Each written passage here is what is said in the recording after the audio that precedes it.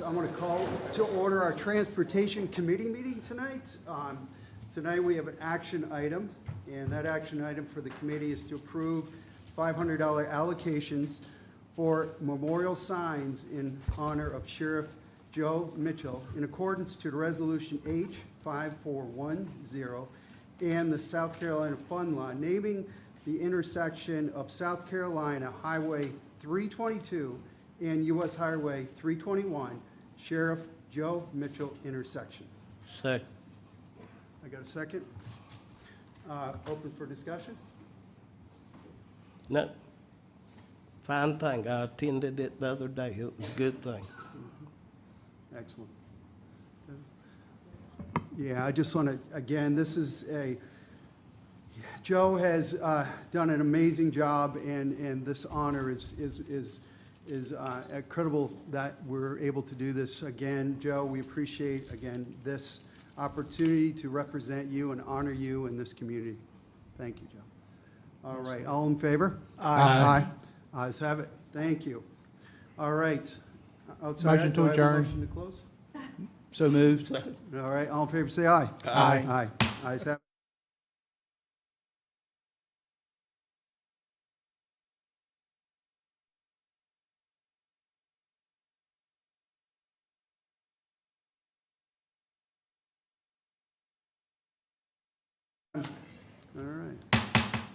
All right, call to order the July 13th County Council meeting this evening. Tonight I will be doing the invocation and the Pledge of Allegiance. So if you could join me for just a minute. Heavenly Father, come before us today in public, seeking your guidance and wisdom as we ask for your Holy Spirit to penetrate through our hearts and minds as we have this meeting tonight. Help us set aside any differences and work together to ensure unity and ensure the needs of our public. In Jesus' name we pray. Amen. Amen. I pledge allegiance to the flag of the United States of America and to the republic for which it stands, one nation, under God, indivisible, with liberty and justice for all. Okay. Tonight, we do not have any oath of office or swearing of commission members, so we do have a brief appearance tonight by Sheriff Breeden and the council to recognize Lieutenant Nathan Clark for his service and retirement with the York County Sheriff's Department. I don't know if Sheriff Breeden is... Okay, sounds good. Thank you very much. Appreciate it. Thank you, sir.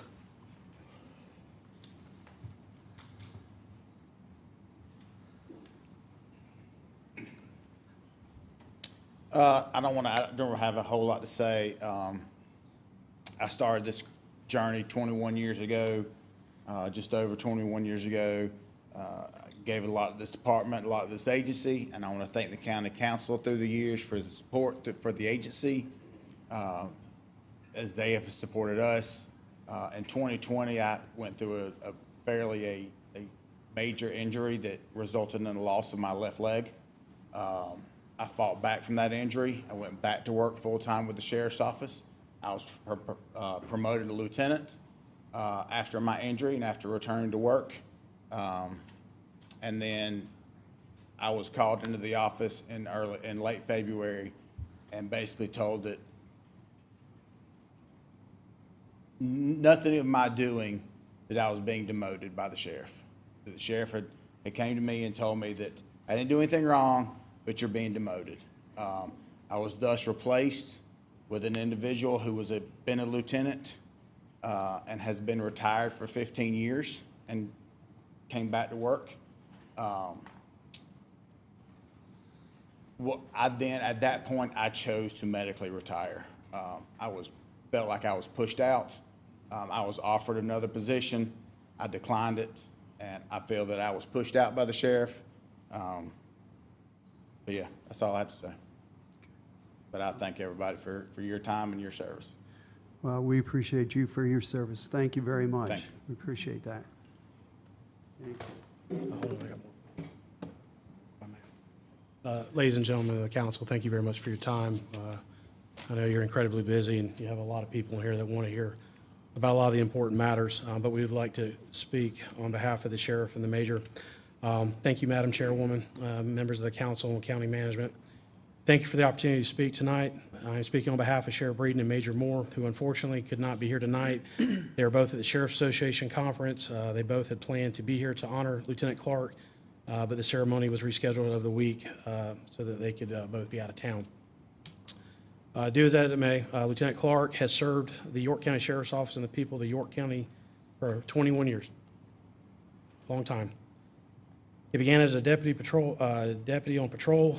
He worked his way through patrol sergeant and then supervised specialty units within our agency. He ultimately made lieutenant in the Support Services Division, where he served until he announced his retirement from the agency. We appreciate Lieutenant Clark and the service to the agency and the people of York County and wish him the best in the future in all his endeavors. At this time, we'd like to present him 2 gifts.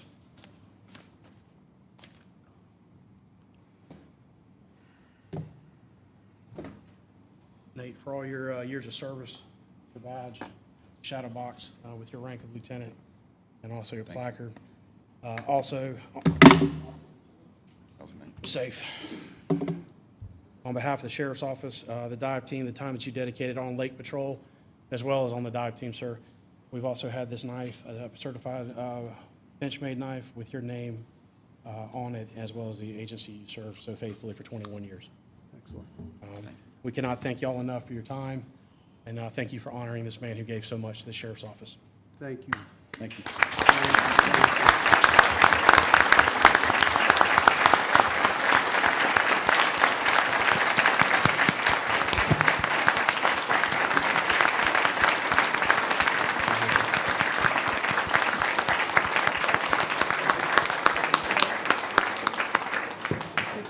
Yeah, Yep. Yep, ma'am. come on back up here. I think we can go ahead and get a picture up here. Thank you. Appreciate it. No, thank you. Come on.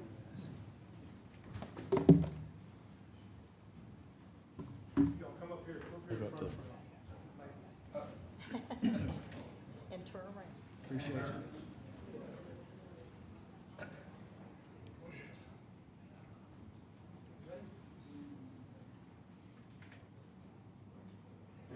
Thank you. Excellent. Appreciate it.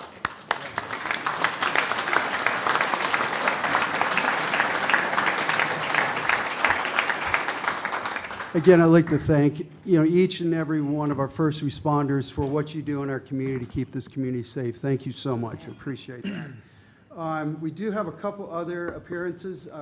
Council to recognize York 101 graduates tonight. Yes, Councilmember Audette, thank you. We're excited, and I see our graduates here. York County 101 is a great learning opportunity for any residents that are interested. Today, we want to say thank you to y'all who put in the time to learn more about York County. Our Public Information Manager, Greg Suskin, is going to share a little bit about the program, and we're going to recognize y'all this evening. So thanks for being here tonight. Thanks, County Manager. Appreciate the opportunity, Council, to be here tonight to, once again, just really be excited about what this course is. York County 101's been offered by this county for now 14 years. And word has really spread. I started promoting this program, I'm going to say, a couple weeks after Thanksgiving, first week of December, something like that. And within 3 weeks, the class was full, and we had a waiting list. So that's a good problem to have. And for those of you here in the audience that may not know, and those watching may not know, York County 101 is a class where citizens can come and learn all about York County. They hear from, this year was 27 different departments, including some of the elected officials such as the coroner, the solicitor, the sheriff. Learn about what they do, learn how those departments function day to day. They can ask questions, and they get to take tours of just about all of our major county buildings and county facilities. So over the year that I've been managing this, I've gotten a lot of great feedback about the class. I think people they really, really learn a lot when they come, and it's been offered now. This last class was 9 different sessions over a period of about 4 months, from February to June. So if there's one thing I can say about this class this year, that some of the graduates couldn't be here tonight, but these folks that are here are part of our graduating class. If there's an adjective I could use to describe them, it would be engaged. these folks here were not passive listeners. They asked really good questions. They were attentive. They were taking notes. They were paying attention the whole time. They really enjoyed it and got a lot out of it. So that's exactly what we want to see in this class. And as we always offer this class each year, it's our hope that they may take the next step and possibly volunteer for some of our boards and commissions and things like that, and maybe kind of give back and serve at a different level. So I do want to just have everyone stand up real quick that's here tonight for York County 101. I recognize you.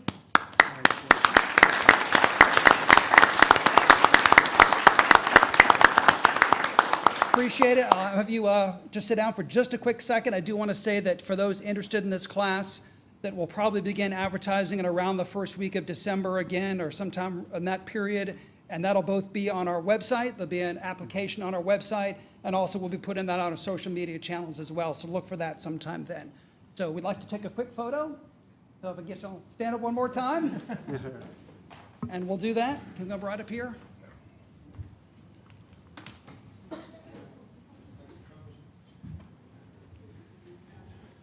you all. Thank you. Thank you. A fourth grade teacher right here. We're gonna take a few, but quickly, to get everyone's good size. All right. 1, 2, 3. Thank you. Excellent.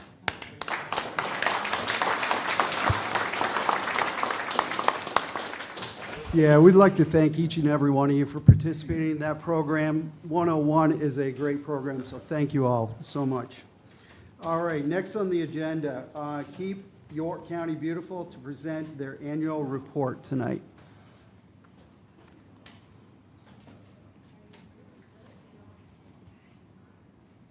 Thank you, County Council and those in County Management. My name is Stephen Ballinger. I am one of the board members for Keep York County Beautiful. And on behalf of the board, we welcome you all and we thank you for the opportunity to join in. So to give you an idea of what we are, we're an all-volunteer, appointed by you all, as with the staff liaison involved. We operate within the Solid Waste Recycling Division, supports the events and the goals.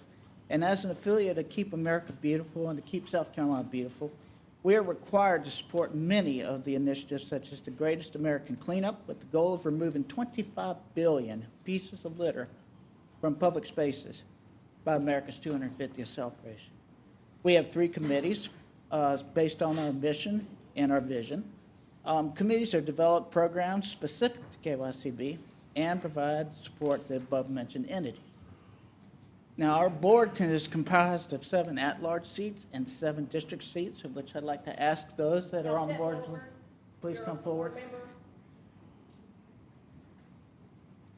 On our board, representing Keep York County Beautiful, we have Corey Tilley, Shelby Champion, Joel Paris, Miss Nikki Huckabee, Christina Love, Candace Pickley, Amy Hutchins, I myself, Karen McVean, and our newest addition to the board, Mr. Andrew Steele. We have 2 open at-large seats with an application pending. We also have seats available for District 4 and 5. Now, I know many of you are thinking, y'all are involved with litter.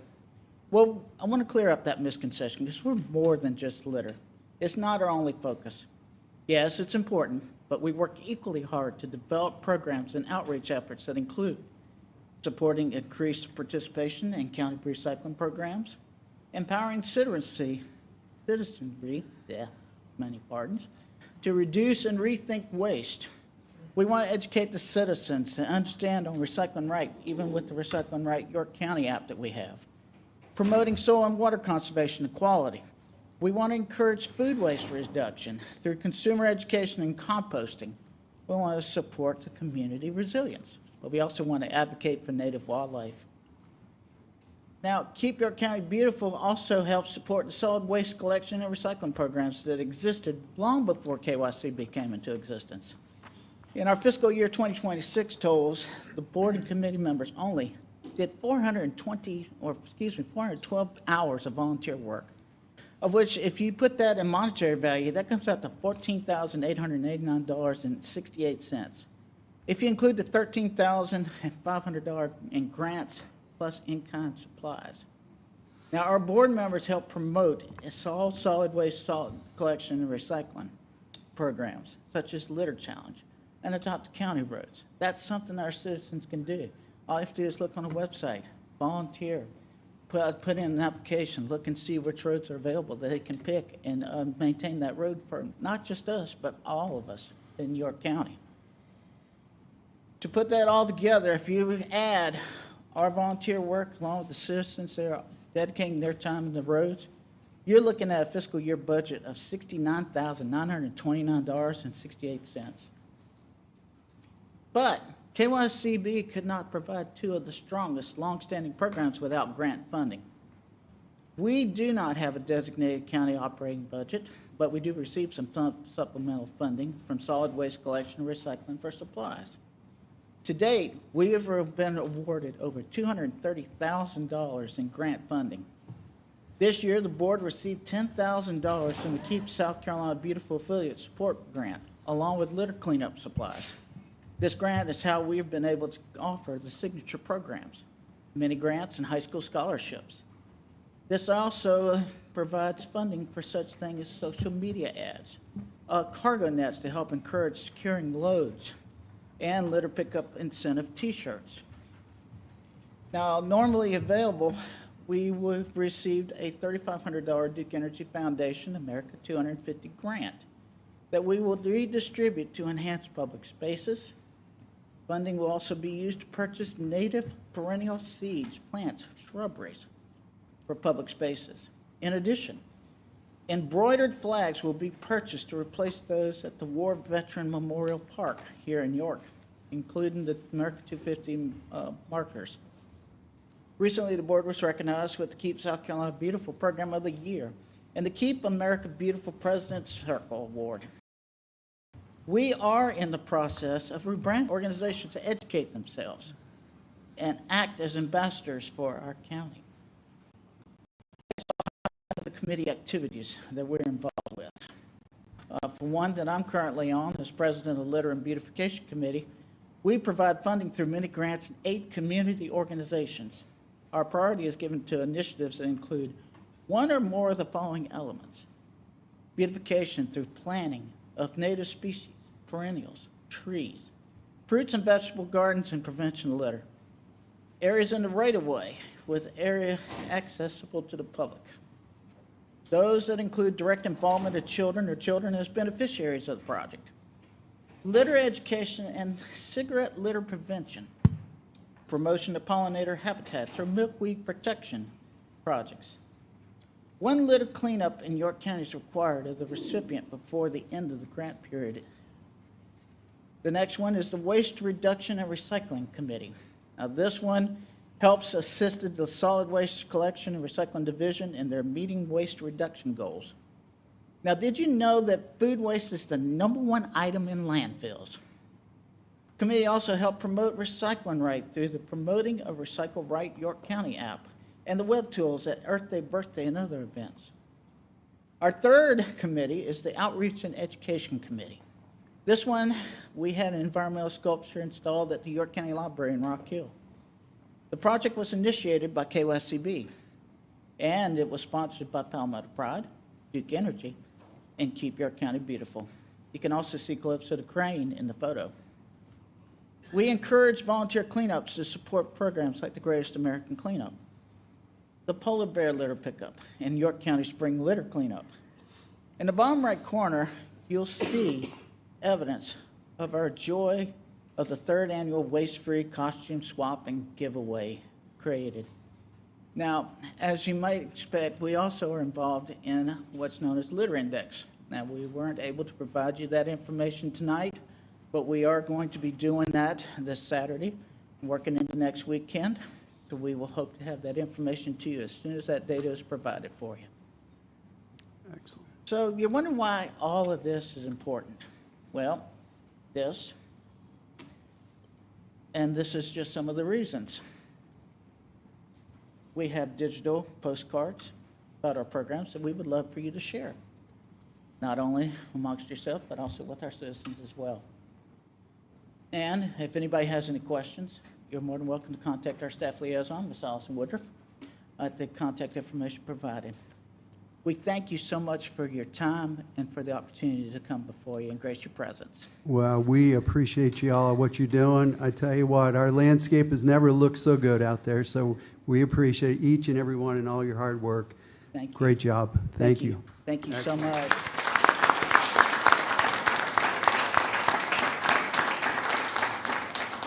All right, before I do go to the public forum, there is a withdrawal out of public hearing, which is case number 2622. That has been withdrawn, so there would now be a public hearing tonight on that. So I just want to make you aware of it. All right, so we're going to go ahead and move to public forum session. Again, 2 minutes per person, and we look forward to hearing from you. The first one up is Steve Penland. Councilman Audette, real quickly. Yes, The absolutely. withdrawal is on item number 3 Item number on our 3. agenda for Yeah. public hearing. If you're here for that, we won't have a public hearing on that tonight, right? That is correct. Okay. Yeah. Thank you. Yeah, thank you, thank you. Steve Penland.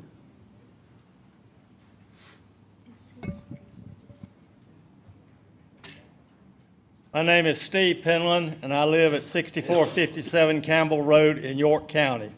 My concern today is the rapid growth advancing in our area around Campbell Road. Campbell Road is only about 2 miles long, but is designated on state roads as a farm road. But look at what is happening. New developments are being proposed and approved at an alarming rate. Clay Hill at Allison Creek, 199 single-family homes, 357 townhomes, 475 multifamily units, and a 48,840 square foot grocery store. D.R. Horton Development on Campbell Road, 1,200 new homes under construction now. The old plating and finishing plant, EFP, on Campbell Road, 25 acres, owned by All Points Trucking, is being marketed as an industrial site for warehouse use or a data center. I just hope the new owners investigate the property with South Carolina EPA before they start moving dirt. The present data center under construction, trucks after trucks after trucks going down Campbell Road. The developments started are not just on Campbell Road and don't even take into account the massive developments within a mile of Campbell Road. Hundreds of homes off Allison Creek Road, the new high school on Cannonball Run or Dammer Road, the explosion of businesses at 5 Points, development proposed on US 49. I didn't even mention what's happening at Newport area that's less than 3 miles away. Please consider all residents in our areas before making decisions that affect all the residents in our area. Thank you. Thank you, sir. Appreciate it.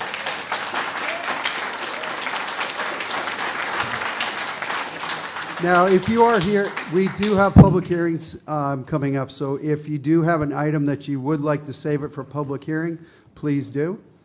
Next one is Frank Yernak. Jernick. Thank you, sir.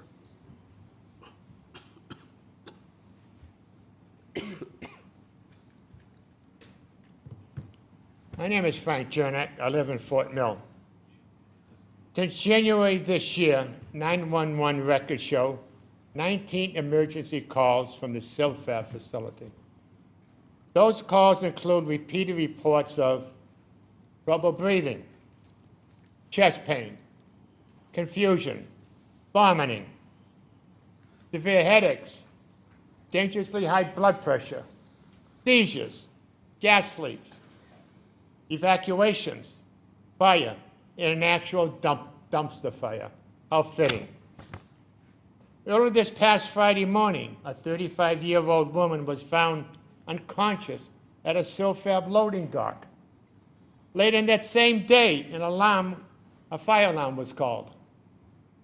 These calls do not prove CILFAB caused these emergencies, but council cannot treat each incident as isolated while ignoring the pattern, especially at a chemical manufacturing facility next to schools and homes. And we have already experienced 2 confirmed chemical spills. Judge McKinnon now has Silphad's appeal of the unanimous BZA decision on the advisement. If he opposed the ruling that solar manufacturing is prohibited in a light industrial zone, is your county ready to act? Will manufacturing stop, or will zoning enforcement remain unenforced? Council approved financial incentives for this project. You cannot take the investment while disclaiming the responsibility. 19 911 calls in the last 6 months, 2 chemical spills, 1 unresolved zoning ruling. Enough explanations. Protect the public, respect the BZA, and be ready to act immediately. Thank you. Yeah, thank you, sir. All right. Next up is Sean Dove.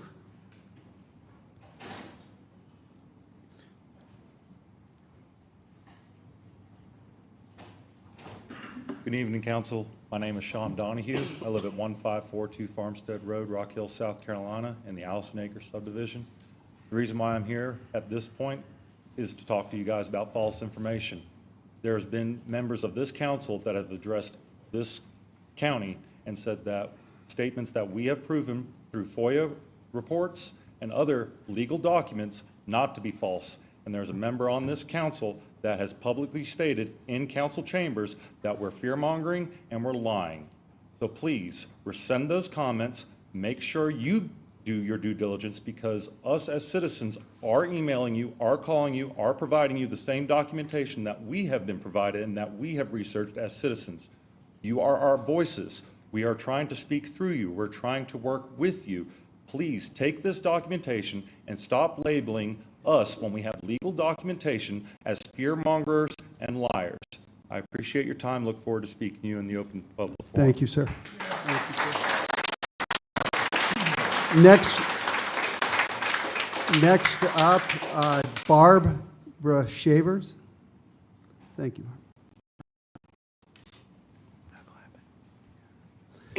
Before you get started, if you can just please refrain from clapping again. I understand, you know, where your concerns, and again, if you could do that, I appreciate that. Thank you. And I wish you'd have said that after my turn.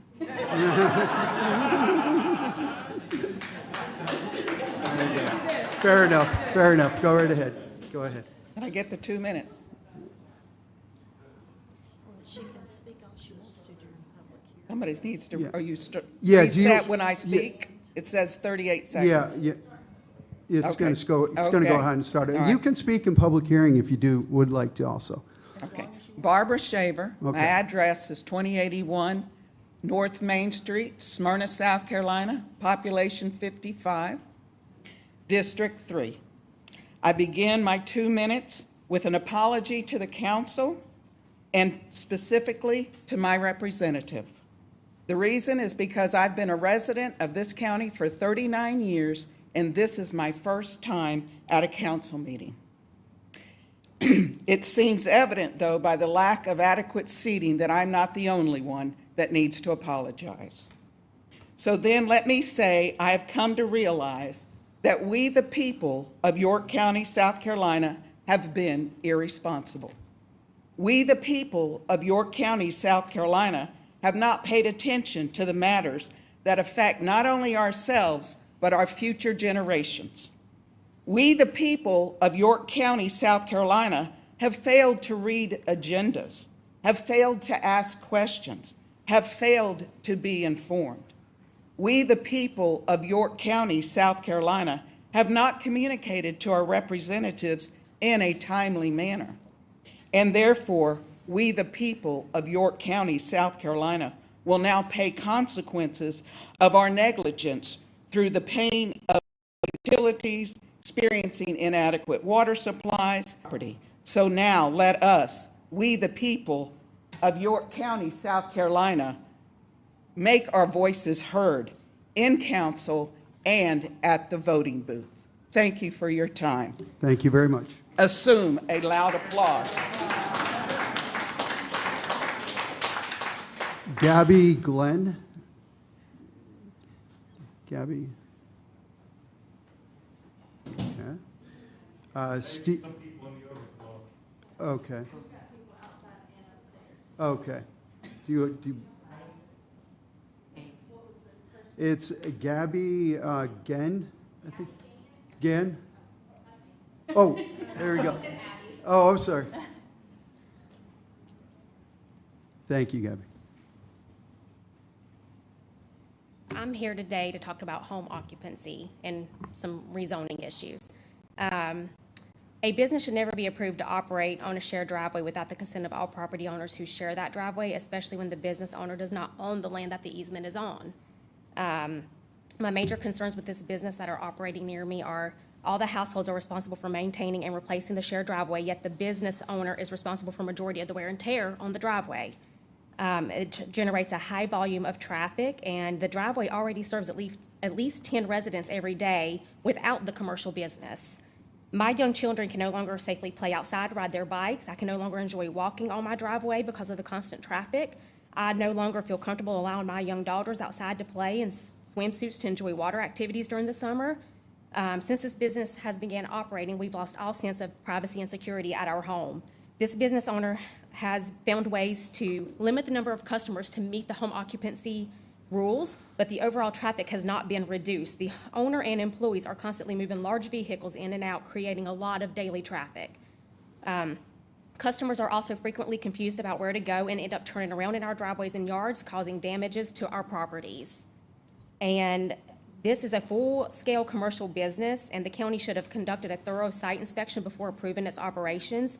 A paper application alone does not always reflect the real impact a business will have on neighboring properties. Anyone can complete an application in a way that appears to meet the requirements, but that does not mean the business is appropriate for the location. Businesses operating on a shared easement should be required to construct their easement. Businesses operating on a shared easement should be required to construct their own separate driveway. However, in this case, those of us who live near regulations need to be strengthened to better protect neighboring property owners, especially those who are required to share a driveway with a business. Meeting the minimum requirements on paper should not be the only factor considered when determining whether a business is appropriate for a residential neighborhood. The county should have considered the actual impact on surrounding residents, including traffic, property damage, safety, privacy, and quality of life. Thank you, Gabby. Appreciate it. Thank you. Excuse me, Mr. Chair, do we have an address for this concern? A road address? I didn't hear it. Yeah, I didn't. May Harvey? May Harvey? Okay. Bate Harvey. Bay, okay. All right. Thank you, Gabby. Appreciate it. All right. Shirley Oates.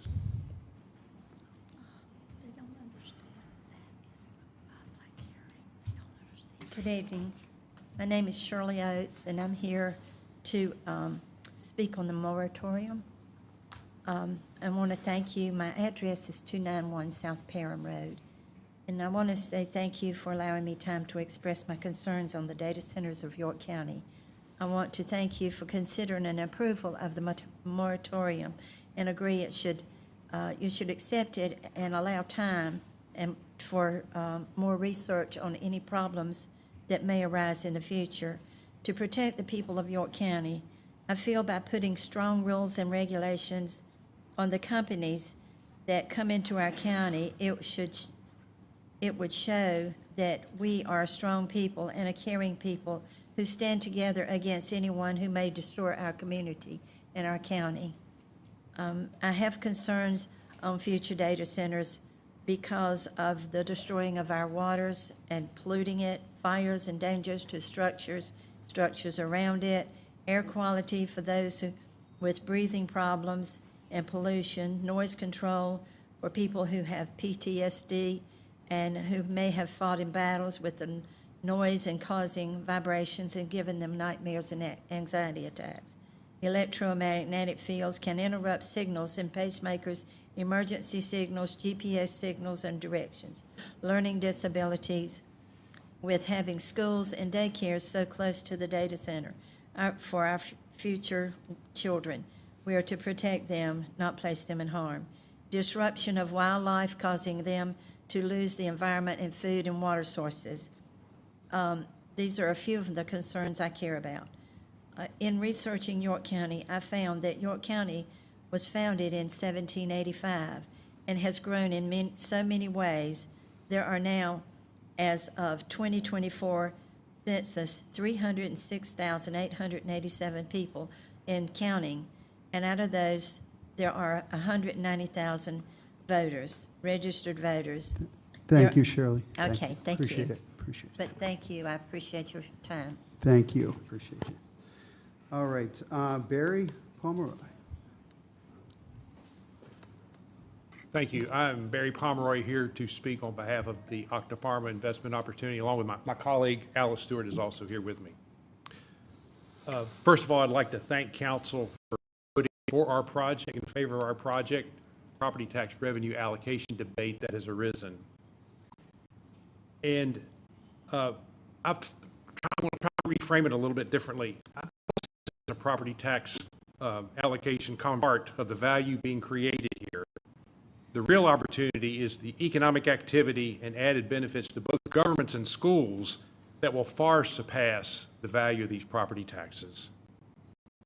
I ask you to focus on the full economic impact, not just this initial property tax allocation question.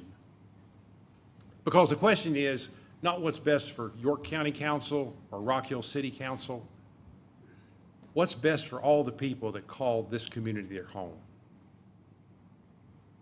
I mean, years from now, the citizens will not remember how the percentages were divided or who won the negotiation. They will remember whether their leaders came together to secure one of the largest economic development projects in the history of the region. That is what they will remember. I mean, let's face it. Governments and schools win if this project comes here. And we all lose if it doesn't. Let this project be known as a project that brought two governments together for the benefit of their citizens. That choice belongs to you, as well as your counterparties at Rock Hill City Council. Thank you. Thank you, Barry. Appreciate it. Rebecca Sinchi.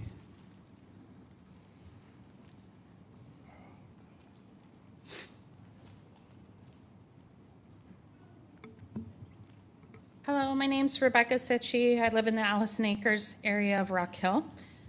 Three specific things that come to mind when I wanted to address you guys today is that the project summary list that gets put out by the county, it consistently has the project names listed on there that the county has identified as their project name. An example would be QTS Data Center project name.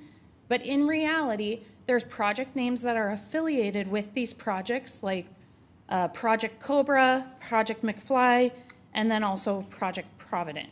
So I ask that you guys change or update, maybe update is the better request, is that you work with the county staff to update that report of that plan summary or project summary, excuse me, to actually say maybe the project name, like, and the example that stands out just naturally is the QTS Data Center, but then in parentheses or something on the side, make sure that it clearly states the project name that the state is recognizing that is, and you guys as the county are recognizing those project summaries as.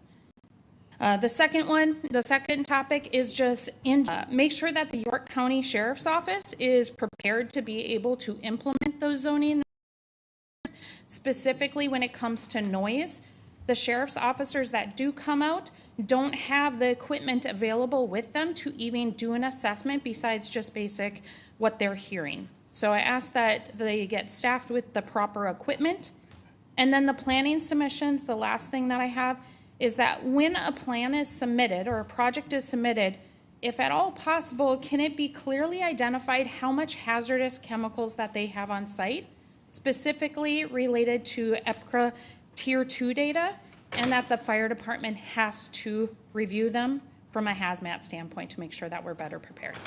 Thank you. Yeah, thank you, Rebecca. Appreciate it. Thank you. John Sane.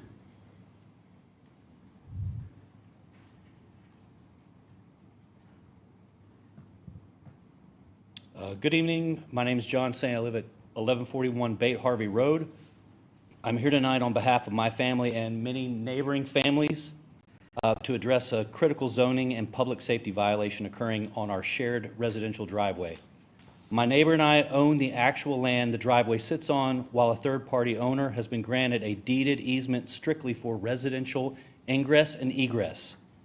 That residential easement is being fundamentally abused. The third neighbor has a York County home occupation permit for a vehicle wrap print shop, but this has completely outgrown a typical quiet home business. To wrap vehicles, you have to transport them.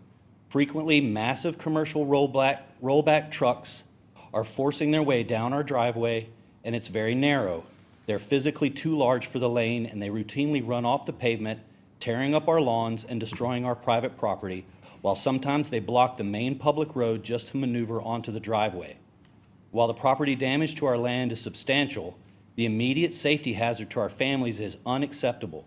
Alongside these massive rollbacks, hurried commercial delivery drivers are often speeding down our shared driveway. My neighbor has 2 young daughters, one under the age of 5, who live and play just feet from where the commercial vehicles are operating. Under York County ordinance, a home occupation is strictly prohibited from creating a traffic hazard. A residential driveway should never be allowed to operate as a commercial loading zone where young children are placed in potential danger. Please understand we are not asking the council to resolve a civil easement dispute. We are asking you to enforce York County's residential zoning laws. This automotive scale logistics operation belongs in an industrial zone, not a quiet neighborhood. I ask that the council direct code enforcement to immediately review this business's home occupation permit, inspect the property damage, and step in before a preventable injury occurs. Thank you for your time. Thank you, John. Appreciate it. All right, Lark Wells. Hi, I live on Henry's Knob Road in Clover. So my family members and I get phone calls and text messages almost every day asking if we will sell our land. This is the land that my sisters and I grew up on, playing in the pastures, creeks, and woods. This is the land that my parents and grandparents milked cows on twice a day, every day, for more than 73 years, and where my husband and I now live at the northwest edge of York County. The answer to all those calls and messages is always no, and today we made that no even firmer by taking the next step of putting our family's farmland into a conservation easement. I encourage anyone here with roots in this community who is lucky enough to own some land that you don't want to see developed into a new subdivision, a Family Dollar, or a data center to consider the same. Reach out to York County Forever to get started. So now that I've put a moratorium on data centers in my backyard, it's the council's move to keep them out of everyone else's. Thank you very much. Thank you, Lark. Martinez. Peter. All right. Thank you, Peter.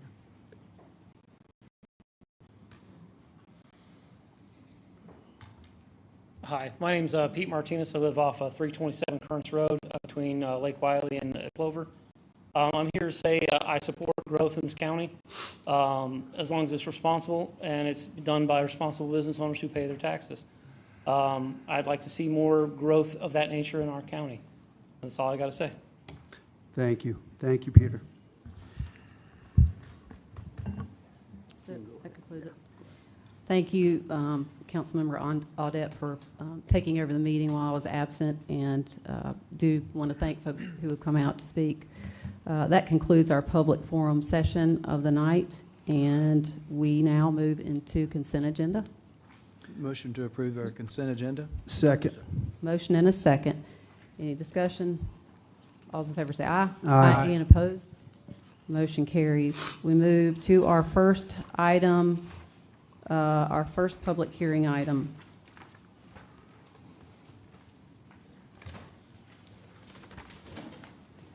rezoning action, hold a public hearing and consider first reading case number 15-38A, tax map number 65500000005, 65300000214. The request is to amend conditions of a previous GC rezoning, 7.34 acres in District 1.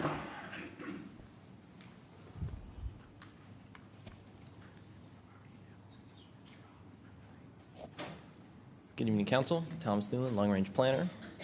This rezoning request, as said, is to amend some conditions on these two properties. So the applicant proposes to develop differently from the previous rezoning that took place in 2016. Originally, the site was going to be developed into a little grocery store, and now the proposal is to make it into a church. The property has changed hands, and in that, the previous conditions that were part of the previous 2016 rezoning remain on the property, and the request is to remove those. So these are the 6 conditions. In general, conditions 1, 3, 5, and 6 all specify transportation intersection improvements. Item number 2 is a direct lump sum contribution, and item number 4 specifies pedestrian facility improvements.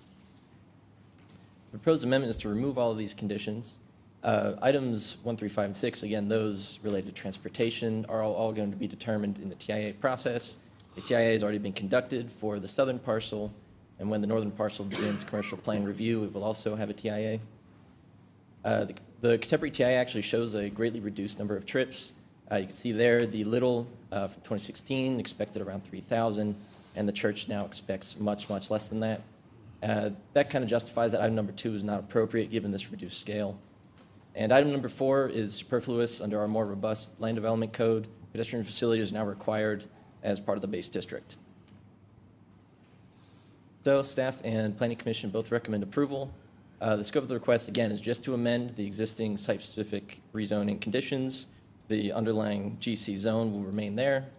And this will relieve the property owner of mitigation commitments for a previous proposal that originally was going to have a much greater traffic impact. Development will still require mitigation through the normal TIA process, which we have a little excerpt there that shows a lot of these conditions that will still remain. Any questions for staff? Any questions? Just one. This doesn't like clear this property and allow somebody to come in there for these, you know, for the church to sell it, and then somebody else to come in and get reduced requirements. It seems like our new land development code is kind of caught up to what we had approved back then, and so I just want to say, is it equal for the most part? Yes, sir. And if a new developer were to come in, a new TIA would have to be conducted, and if the trips change, then certainly the conditions would have to change as well. Okay. So one question I do have in regards to the ingress or egress component of it. So is there, was this done as a pre-study on this thing, or is this the request and we're going to look at from a flow standpoint? What, I guess, drove this requirement to have this modification made? Again, it was just a different, we had different conditions within code. So again, ours is now more robust. Originally, we had to use these tools like conditional zoning to enforce these kind of conditions. Now we don't need to do that. A lot of these, again, these conditions are repetitive within our base districts. Okay. Anyone else? Thank you. Thank you, sir. Is there anyone here who wishes to speak against this rezoning? We don't have any overflow, do we? So I don't need to wait. Oh, we do? Okay. Is somebody going to give me a signal?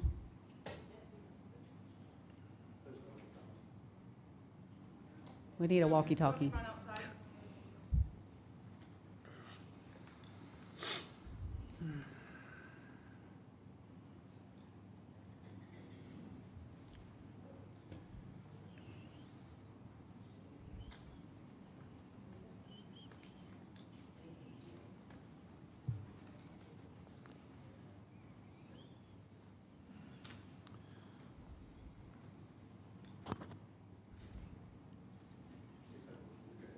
We're good? All right. Is there anyone here who wishes to speak in favor?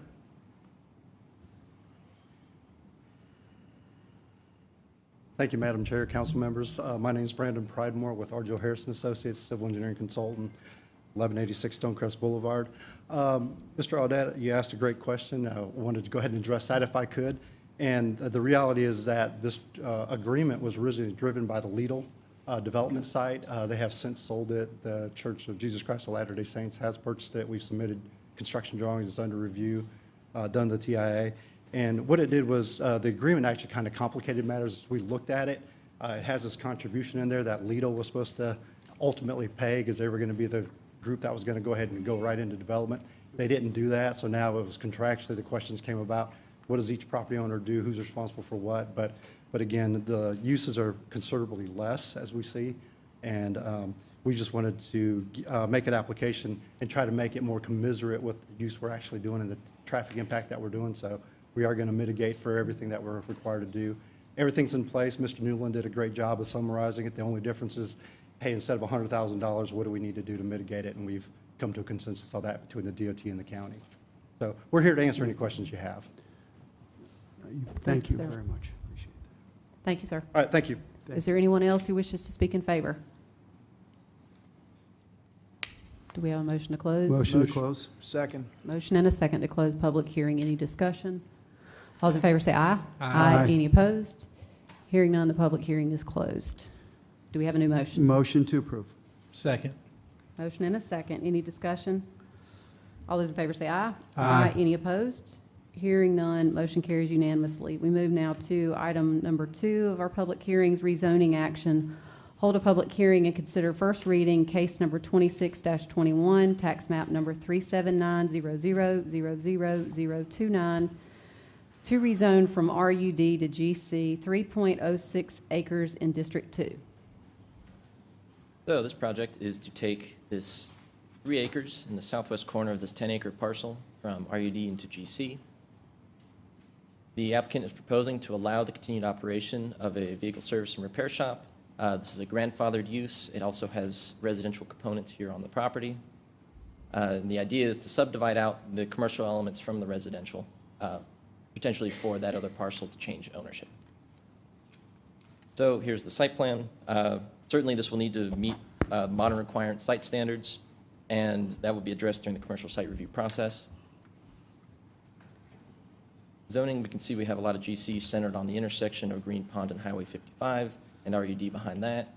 And our future land use represents that GC is covered by the municipal infill designation and single-family residential behind that as well. Staff and Planning Commission both recommend approval with the condition that this property must be subdivided appropriately within 90 days so as not to create a split zone parcel.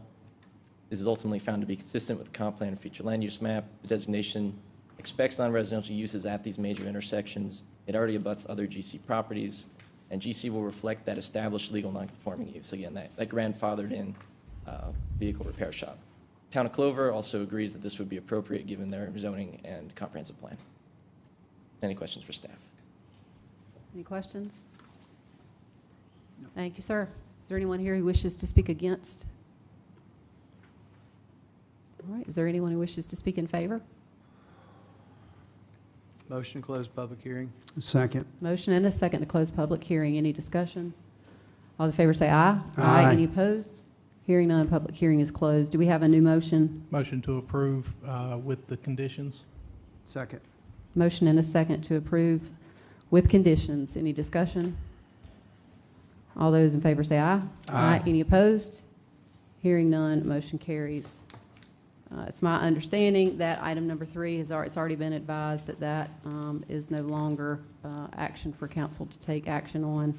So we will move now to item number 4.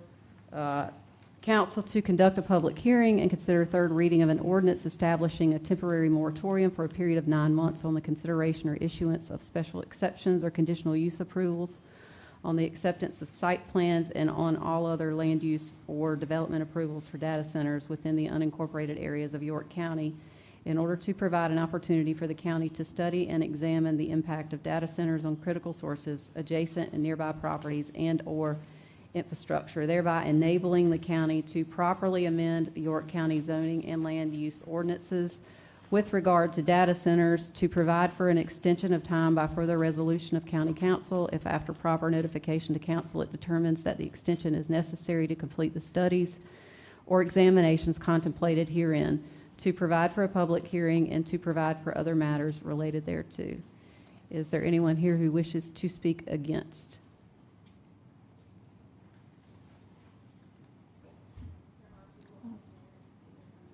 Okay.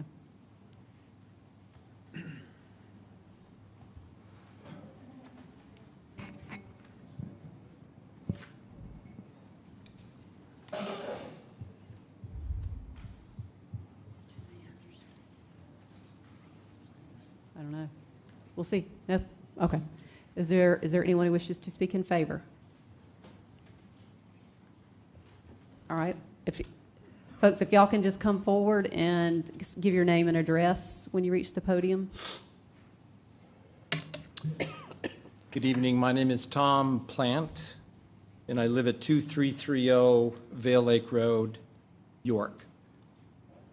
I'm a year-round resident, and I live less than 10 minutes from the QTS project. And yes, I'm more than happy to support the moratorium, but I'd also like to make a few more comments. York County is undergoing tremendous growth currently. And with that growth comes a huge strain on the budget for repairs to the infrastructure, the schools, emergency services, and other expenses. The multi-million-dollar question, who's going to pay for all of that? With Octa Pharma project now in jeopardy, and believe me, I hope it's not. Where are we going to find the revenue to pay for all these? QTS finishes their project. The projected annual revenue for the Clover is $40 million and $16 million for York County. So let me repeat that, $40 million annually for the Clover School District and $16 million for York County. Once the very first building is completed, they project $5 million annually to the Clover School District. So we can all agree that there's pros and there's cons to every project, every proposal. We can all agree that passing the project on Hands Mill Highway is an eyesore. So is passing Catawba Nuclear Plant on Big Allison while you're on Lake Wylie. So let me be up front. I'm a member of the Lake Wylie Rotary. And yes, QTS was our title sponsor for our largest fundraiser of the year. All of those proceeds have been donated to the research for a cure to dementia and Alzheimer's. I've had a chance to meet and learn who these people from QTS are, and I believe they have a genuine interest to be great corporate partners to York County for years to come. If anybody wants to speak, if y'all just please come forward so I don't have to keep saying that. I'll talk. Sean Donahue, 1542 Farmstead Road, Rock Hill, South Carolina. Don't usually come prepared. I had Chat, the great AI beast, prepare us something for just the beginning of this, because I could talk however long I want, I guess. History warns us that what can happen in industrial growth is welcome before proper protections are established. In Alabama, Montesota began manufacturing PCBs in 1935. By 1975, officials had discovered that widespread PCB contamination pollution was affected residential properties, waterways, floodplains, local raised animals, and fish. Decades later, the area remains a federal wood treatment company operated near residential contaminated surrounding soils, groundwater. The site and approved allocating hundreds of nearby houses, cleanup later requiring approximately 550,000 cubic yards of contaminated soil to be disposed of. Fort Valley, Georgia.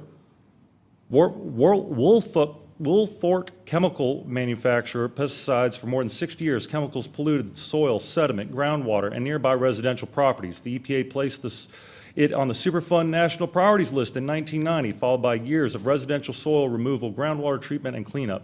These communities were promised industry, economic opportunity. What they all inherited was contaminated neighborhoods, cleanup projects lasting for decades. We should learn from their experience. Strong buffers, independent monitoring, emergency plans, and enforceable protections must be established before development. Before development. Not after families have already been harmed. I've lived in my house for 20 years almost. I bought it from another gentleman that retired from the Navy and the nuclear station. I know what I moved beside. I know what the nuclear station is. The nuclear station cannot be seen by 274. A few residents that live down Concord Road can see the nuclear station. I see the steam and maybe a plane avoiding the plume. That's about it. But I've lived there for almost 20 years, and I've drank water from my ground. I've never really been a fan of Lake Wylie. It's a cesspool for other reasons. But now we have a possible hyperscale industry that has zero safeguards against it. Zero. Who in York County is looking at what they are not doing? Because they're just a bank right now, according to York County. According to the state, they're just another industry. We're not worried about them. Silfab has more restrictions than industry like this. So the one building story, when it all started, okay, it was one building. Yeah, they built one building, but they got permission by vested right to do everything. Let's stop the games in York County. Let's get this under control. The moratorium is needed for the rest of York County, because what my family and my neighbors have been suffering with is unacceptable for any of my other neighbors. My parents live in Leslie. The last thing I want them to do is deal with the bull that I'm dealing with every day. The traffic, my wife does not want to take my kids out of the neighborhood because the tractor trailer trucks and the dump trucks that are screaming by 16, 17, 18 at a time. Disregard for all traffic, all traffic.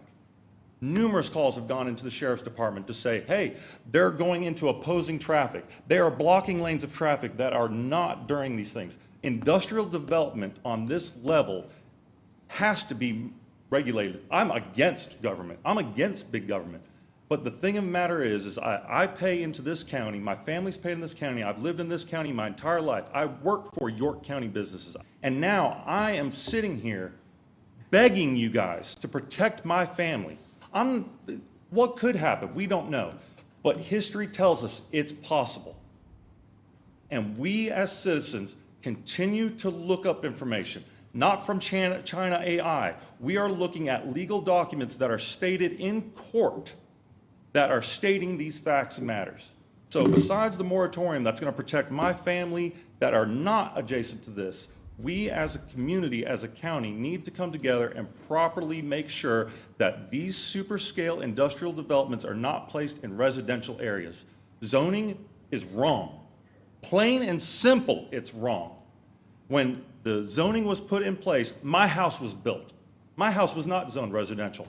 I guess I don't have no vested right because I don't have any zoning on my house before it was built. But now that, everything's been developed down 274 as residential, residential, residential, residential. Name another industrial development on 274 Campbell Road. Exactly. There ain't. There's 800 acres of being absolutely obliterated.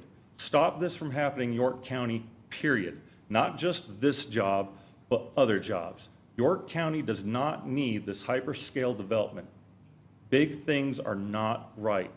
Small things, small government, small business, small people is the right direction this county needs. Not, hey, I give you $8 billion in 40 years if I'm not bankrupt by then, if I haven't changed hands by then. My gutters on my house don't have no warranty on them from being from Leaf Guard because they're out of business. But I paid for that warranty. So please, quit throwing out the baby with the bathwater on all the deals. Put a moratorium in place on data centers in this county. Look into future hyperscale industrial developments. That's one thing I will agree with you, Andy, on, is industrial developments do need to be looked at in York County. But right now, we got to deal with the monster that's in our bed. So please, save the extra 400 acres. please help save the rest of York County from this disaster happening again. Next.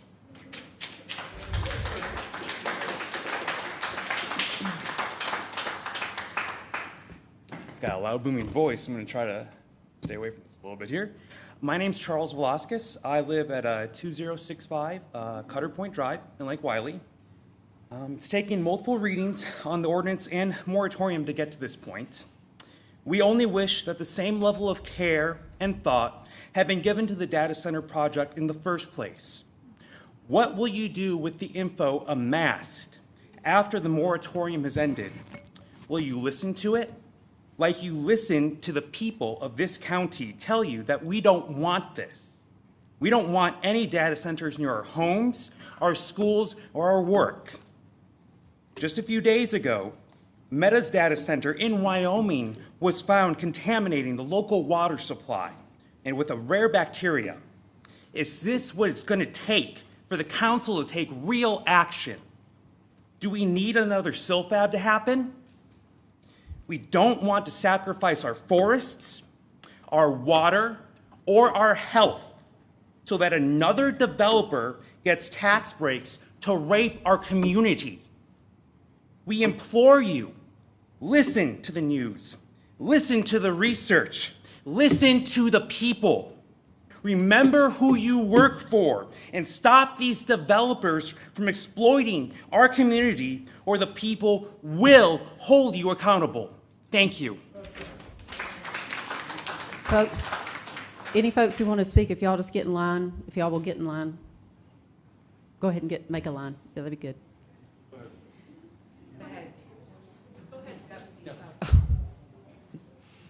Steve Penland, Campbell Road. I would like to recommend the York County Council approve this third reading of the 9-month moratorium recommended by the York County Planning and Zoning Committee. First, I believe that this moratorium should not be tabled to a later date. It's time for constructive action in York County by our county council. Second, this moratorium will give the council more time to research the impact of data centers on nearby neighborhoods, the environment, electrical and water consumption, and noise pollution. There is so much that needs to be addressed before moving forward with data center construction. This action is being taken in other South Carolina communities and throughout the United States. You are not alone in showing due diligence in approving these types of facilities. Third, I would like you to know that I'm not speaking out against data centers for myself. I'm already in my 80s and will probably never see the end results of your decisions. I'm trying to protect my children, my grandchildren, your grandchildren, and my neighbors from the destruction of our environment and the way of life. Thank you. Thanks, sir.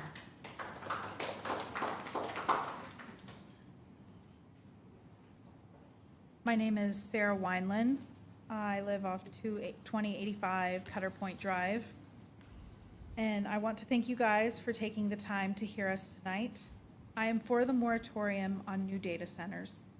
We live in an age of technology, and through advancements in fields such as medicine, engineering, warfare, etc., artificial intelligence is just another step in that direction.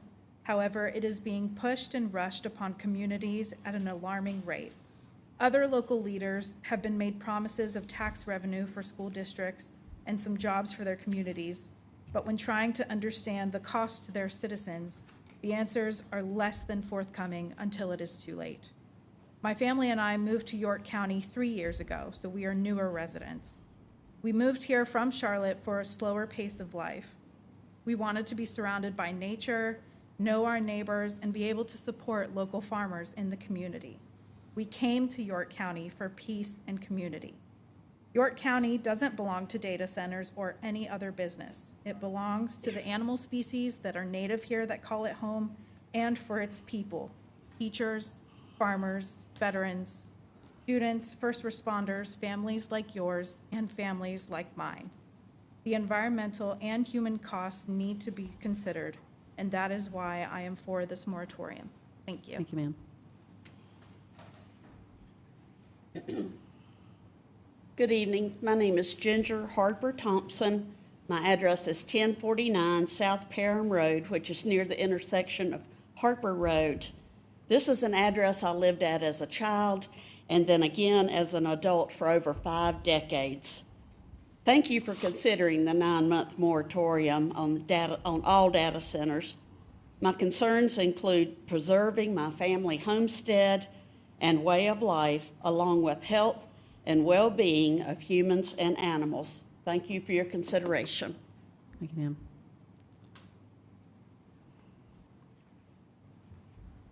Hi, my name is Debbie Zaber, live at 2023 Skyhawk Drive. I just moved out here, and I'm for the moratorium. Can you move closer to the mic? I'm having trouble hearing you. Sorry. Yeah, it's okay. I'm not a leaner, I'm sorry. Okay, so I understand some of these buildings have already been approved and that the developer may have vested rights. I heard everything that everybody was saying tonight. I'm going to focus just more on the noise than everything else, but I agree with everything they're saying. I'm super nervous about what it's going to do to our environment. That being said, I'm not asking the county at this point to take away any rights. What I'm asking is that we recognize an important decision. Approving a building is not the same as approving every operational impact that building may create. The county still has a responsibility to protect the people who live here, not just today, but for decades to come, as everybody was talking about. My concern that I'll bring up the most tonight is the noise. I want to start by saying I'm not opposed to data centers. In fact, I've lived near them before I moved here from Illinois. I've done extensive research before buying my home here, or I thought I did. And the presence of data centers did not concern me because I'd seen them done the right way. Where I lived, they were thoughtfully designed, responsibly operated, and respectful of the neighborhoods around them. The operator understood that being a good neighbor was just as important as building the facility itself. That's why I chose to buy my home here. I believe York County shared those same values. Looking back, honestly, if I fully understood the scale of this project, I probably wouldn't have moved here. I can't change that decision now, but I hope the families who buy the homes here in the future have the benefit of stronger protections than we did. They will deserve to know that their investment, their health, and their quality of life will be protected long after the construction is complete. I'm not talking about construction noise. Construction noise is going to end. I'm talking about the operational noise that continues 24 hours a day, 365 days a year for the life of the facility. The constant mechanical hum from cooling systems that simply doesn't disappear because we get used to it. It becomes a part of everyday life for the families living closest to it. Many health organizations recognize that outdoor residential noise should generally remain around 55 decibels during the day and closer to 45 at night to help protect sleep, health, and quality of life. Sleep's not a luxury. It's essential to our physical and mental well-being. When sleep is disturbed night after night by continuous environmental noise, the effects can extend far beyond simply feeling tired the next morning. Healthy sleep, including deep REM sleep, our bodies need to recover. It's critical for our physical and mental health.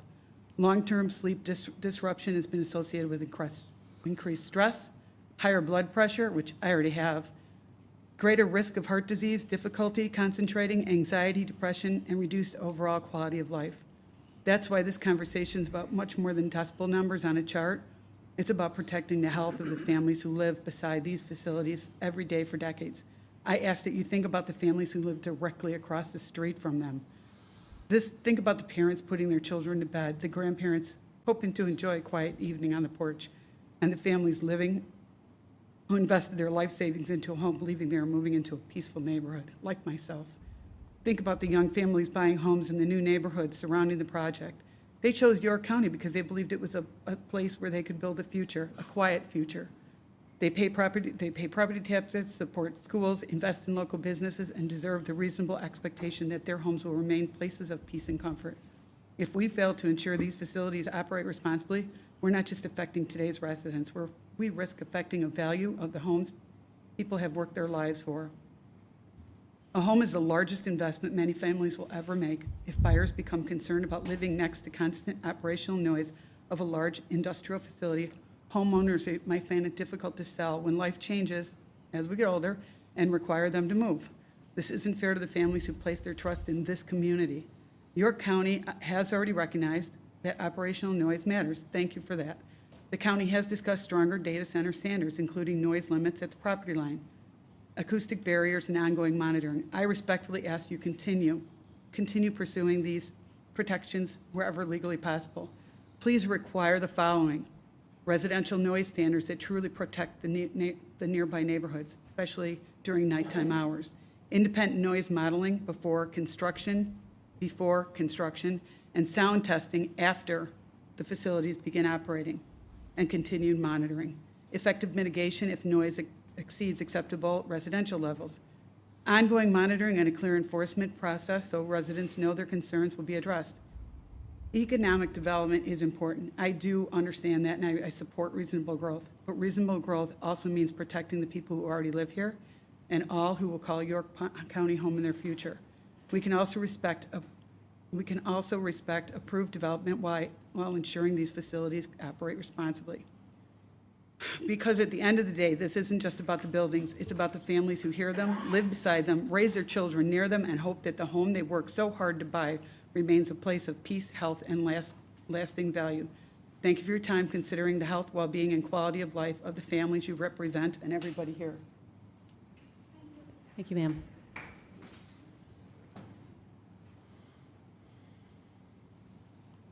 Council, my name is Chuck Green. I live in the Allison Acres subdivision off of Highway 274, right next to the current data center project.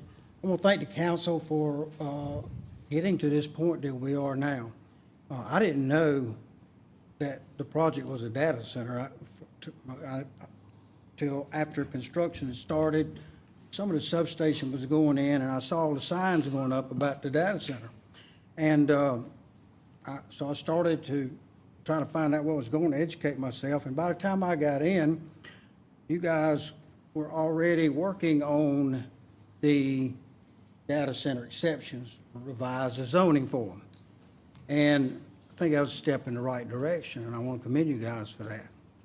But as that process went on, it became obvious. I got up here one night and talked during those things, and I think it became obvious that what was in place at the time was nowhere near sufficient to really make the changes needed, and not enough was gone. There wasn't enough. No. So to your credit again, you decided to hold up on that and let's do a little bit more research, a little more look, see what's going on, dig deeper. And then to your credit again, as that started happening, it kind of blew up and you changed it to this moratorium. You're trying to get passed for 9 months to give you an additional amount of time to do what you had originally started to do. And again, all is great, and I commend you for that. And I want to support the moratorium. But I do want to say that since I found out about the data center, my family's life it hasn't been the same. A lot of time that used to be time that we socialized, time that we entertained ourselves, maybe whatever, is now spent researching and finding out and trying to look at what this data center is going to do to us and our home that is so close. It's just totally changed everything about our life. So, and the question has come up a couple of times, is a data center a different animal, or should it be treated like any other business? And I repeatedly answer that question that it is a different animal. There are no other businesses currently like data centers that are such hogs for power, water, create noise, eyesore, environmental issues, pollution. There's going to be more generator power there being ran by diesel generators than most power producing companies for cities and counties have. Also, on top of that, very few jobs. Now, I don't know if any of y'all have made a connection, but I am a person that has emailed all y'all as a group on several occasions with all kind of facts, even scenarios about what will go on at the data center in full production. with regards to what's going to happen when they run off of diesel, how many tanker trucks come in, all this stuff. Now, I want to say now that I got tons of information. I could sit up here and give you a long list of stuff. But as I understand it, that's not necessary right now. What we're trying to do now is get a moratorium approved to then give us time for that later. So I don't want to stand here and go down a long laundry list of things that I'm concerned about. So with that being said, I definitely support the moratorium, but this is my plea. I'm pleading with you guys that if you pass and do pass, and I plead you pass this, that after the moratorium is in place, that 9-month period is different than what things have been. Since I got involved in this thing, I don't really understand a lot. You can talk for 2 minutes at the beginning of every council meeting, and like tonight, when it's an agenda item, you can get up here and talk. I am begging y'all to pass it, and then during the 9-month period, to have meetings, special call meetings, to allow the public to come and speak and share their concerns, what they found out, and also to share the information that you guys are coming up with. I keep hearing these experts on this all field. Somebody's going to make recommendations. Make those recommendations transparent to us, the people. Let us be in the process and know what's going on as this process goes. And I'm not talking about some reading or public agenda here. I'm talking about a special time just for this. This is a big deal. It deserves that kind of time. Meetings that we can come together and we can all dialogue together. Not argue, not fight, not fuss, but dialogue. Does it mean this? Does it mean that? You know, who's it going to impact? How's it going to impact? What are the benefits? You know, what are the detriments? So please, please pass this moratorium, and then please consider going forward a transparent process where the public can get involved and know what's going on and be a part of the decision-making. Because you represent us. You're supposed to be looking out for our best interests, taking care of us. So please, please, thank you very much.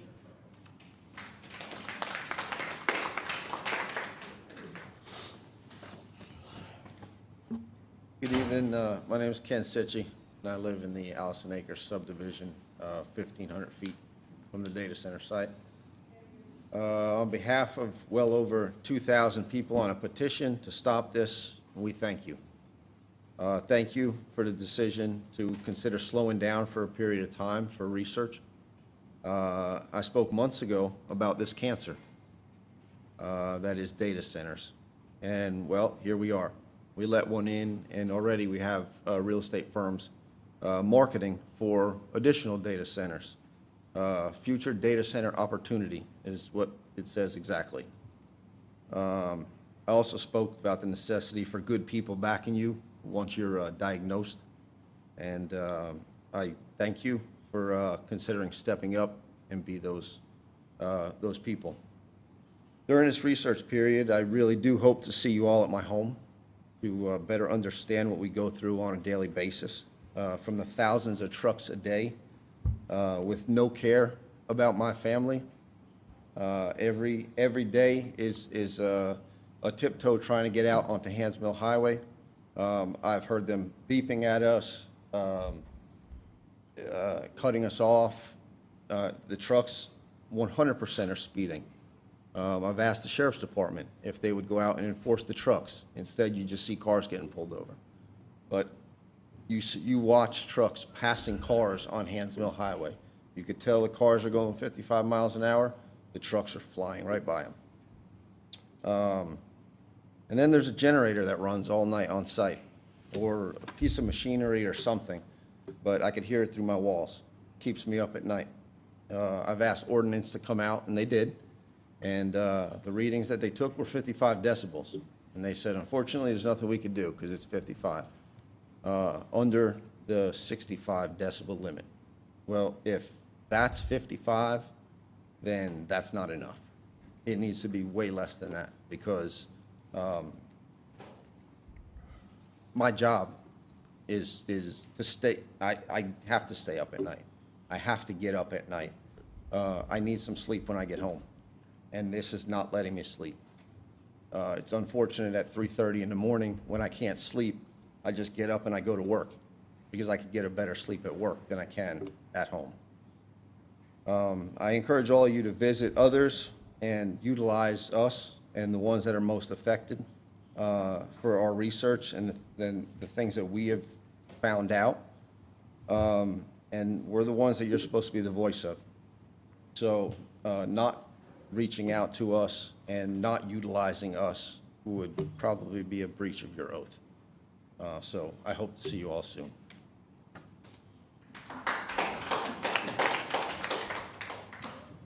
I'm Ron Wathen. I live at 1692 Wedgefield Drive in Allison Acres.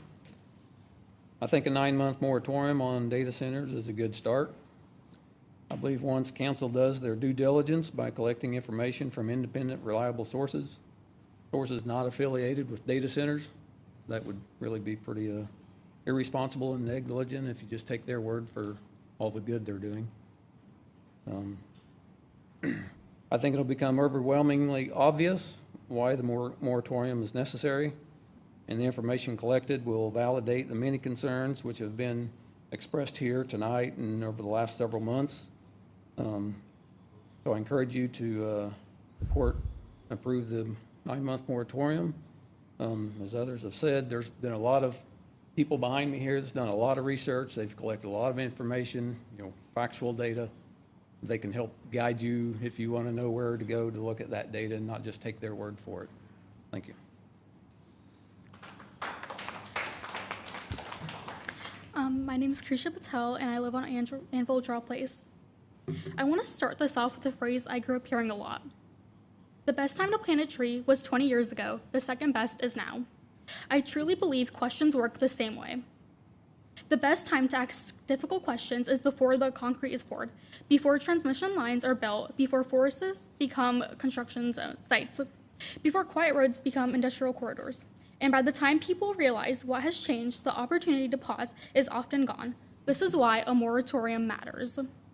It gives us something we cannot get back once it's lost: time. Time to listen, time to study. Tonight, you are not simply voting on a moratorium. You are deciding what kind of memories children in York County will grow up with. Will they remember tree lines stretching across the horizon or transmission towers? Will they remember Christmas tree farms or walls of concrete without windows? Will they remember opening their windows to look outside at the setting sun or closing them against the endless hum of mechanical and industrial cooling systems? Other communities have already answered these questions. In London County, Virginia, families who once lived beside open countryside now describe constant industrial drone that never truly goes away. In Ireland, a nation that embraced data centers now finds them consuming nearly a quarter of its electricity, forcing leaders to ask whether growth has outpaced resources. And I think there is something almost heartbreaking about reading stories from other communities, because none of them thought they would be a cautionary tale. No community ever thinks it will become the example other communities point to until it does. A moratorium is not fear, it is love. Love for a place that existed before us, and if we are careful, will exist long after us. The forests cannot stand at this podium, the rivers that will be polluted cannot cast a vote, so tonight that responsibility belongs to us. I refuse to believe that caring about where you live is naive. I think it's one of the most important responsibilities we have. Because one day, your kids and teenagers like me will ask what York County used to be like when you were their age. I hope the answer is not, you should have seen it before the data centers.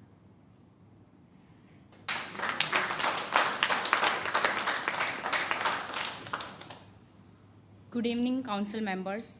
My name is Ness, and I am proud resident of Westport community in York County. I stand before you tonight deeply concerned, not just about one data center, but about a dangerous pattern. There is now a land actively marketed for data center development at 6247 Campbell Road, and we already have the QTS facility. 2 data centers adjacent to our residential community. This is kind of unacceptable. You call this an industrial zone, but what I see is our community being surrounded by infrastructure that belongs nowhere near homes and families. When I first came to United States, I was inspired by this great country and its greatly planned roads and highways. I was inspired by visionaries like President Dwight D. Eisenhower, who championed the interstate highway system, the greatest public works project in American history. I was inspired by Thomas McDonnell, the brilliant engineer who dreamed of connecting this nation's roads so farmers' crops would never rot and families could thrive. I was inspired by Senator Albert Gore Sr., who insisted those highways have safe exits so no American would be endangered on their own roads.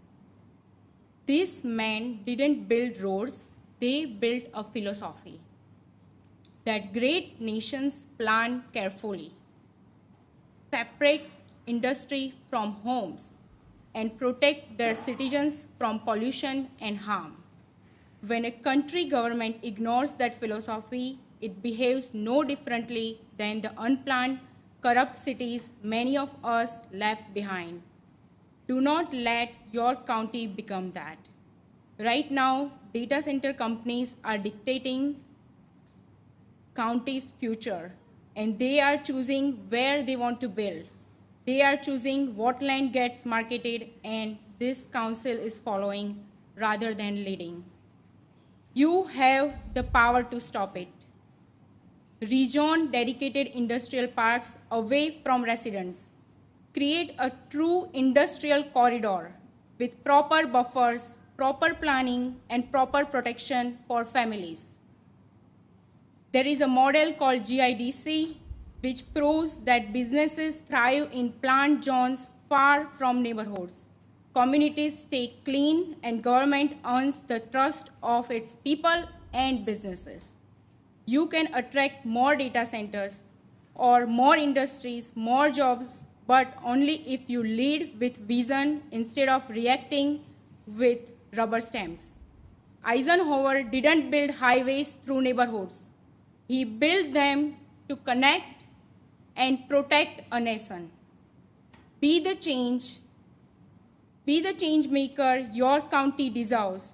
Stop being the puppets of these corporations.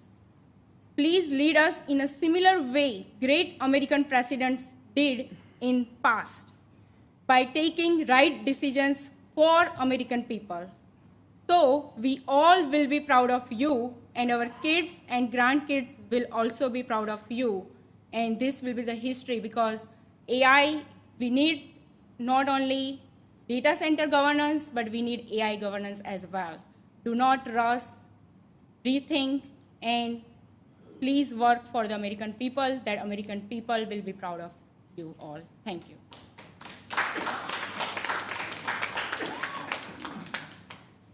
Hello. Hello, my name's Linda Suaro, and I wrote notes all day long of what I was going to say, and I threw them all out, and I'm starting all over, because I come from New York, as you can tell. I left the hustle and bustle. I moved to North Carolina first, and then someone said, come at my mom's house in York, and we came down here, and we loved it. I tried to get a house in Clover and was outbid numerous times. I ended up in Rock Hill. I'm there 9 years. I love my home. And when I see what's going on here, it's deja vu all over again. The house is one on top of another. The data center, my friends live right there. They have farms, they have chickens, they have animals, they have children. They have to live with that. Are they gonna be farming in 2 years or 3 years from now when this data center's up and all that pollution's going in the ground? Are they gonna be able to drink their water? I don't think so. I lived through that and moved down here. I don't want to see it happen again. So there's 169 acres that just went on contract behind my house. And please do not put a data center in my area too. I am all for this moratorium. Vote yes. You guys didn't do your due diligence at the beginning. Do it now. We have to stop this and save this county. It's beautiful. I don't want to move again. I really don't. I was retiring here, staying here forever. I don't know what we're going to do. But please, I beg you, think about it. Think about if you live near there. Would you put a data center by your house, your children's house, your grandchildren? I don't think so. Thank you.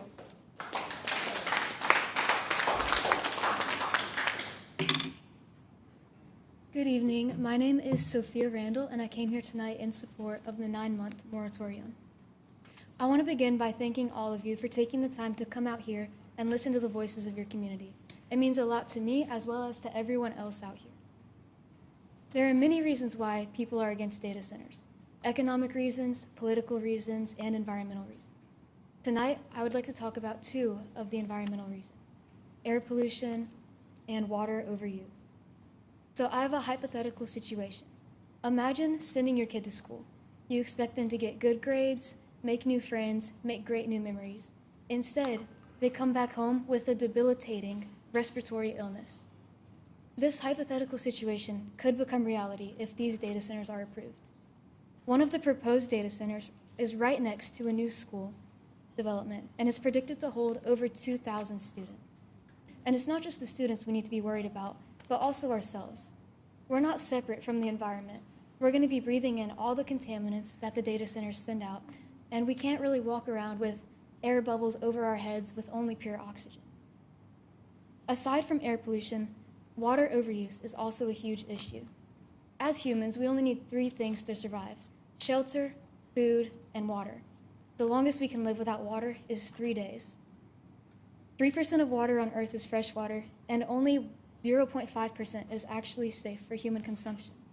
The issue with data centers is that they're using all of this water to cool down their systems, which places an immense strain on local communities as water becomes more and more limited. We are slowly killing ourselves in the name of progress, and I hope that you will all take these factors into consideration as you make your final decision. Thank you.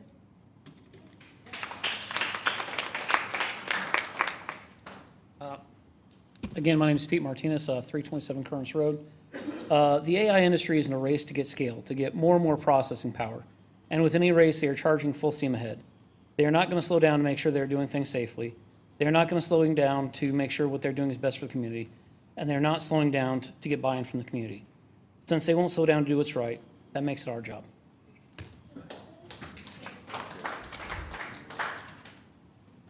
Hi, my name's Anita Green, and I live in Allison Acres. It's been my home for 40 years. My husband and I built that home. We constructed it ourselves. I'm not talking about we hired a contractor. We built the home ourselves. It took 14 months working night and day to get it built. And it's truly been our forever home. But with everything going on now, we're not sure that we will be able to stay there. I want to encourage the passing of this moratorium because I believe that we do need a lot more information in order to fully know the impacts of data centers. We need to look closely at the benefits that they bring our county, but we also need to look even more closely at the detriment that it brings to us and our citizens. Hopefully the 9 months for this moratorium will be used wisely and thoroughly to obtain the truth about the data centers, the whole truth, and put in safeguards that can be put in place to protect our residents, our resources, and our environment. I would hope that you would involve the residents during this process rather than simply just showing us the final outcome. Many of the folks in this room have done months of research and could be a source of knowledge and information. Don't ignore the residents. We are not your enemies. We all want what is best for our county. Utilize the residents so that working together we can have the best solution. Thank you.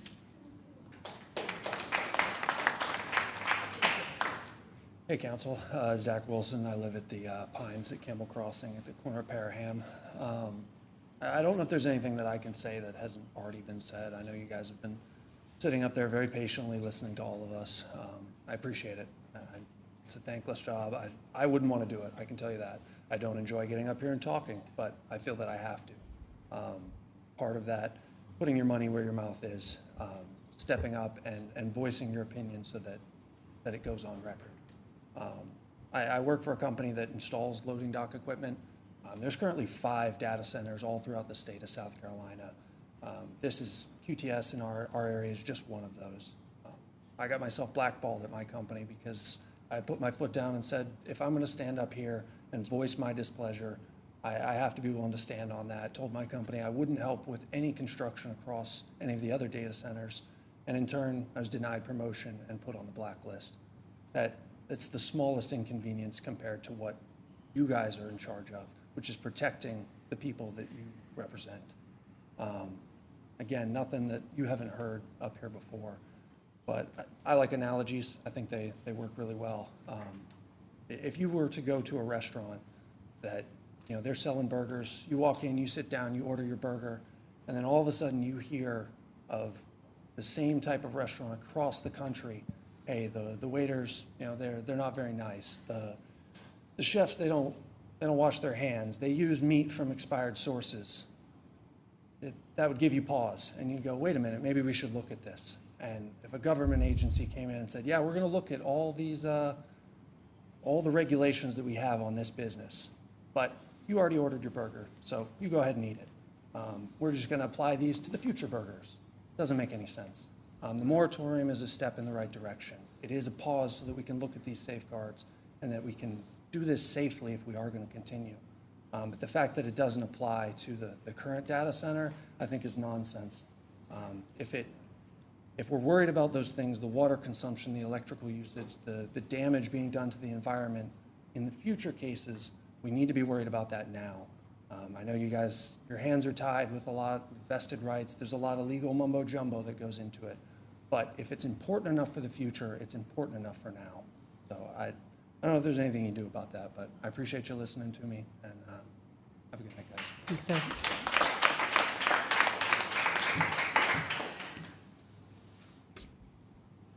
Good evening, Chairwoman Cox and members of council.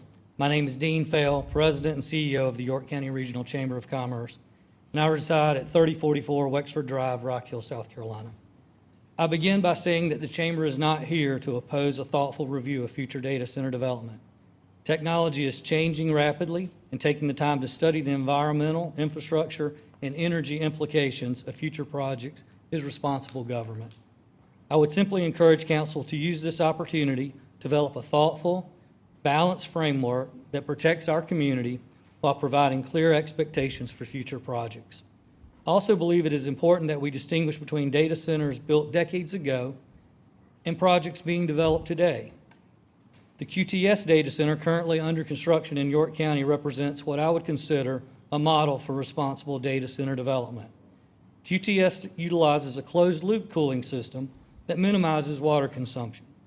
They have worked collaboratively with York Electric Co-op and Duke Energy to ensure adequate power capacity without impacting existing customers exist.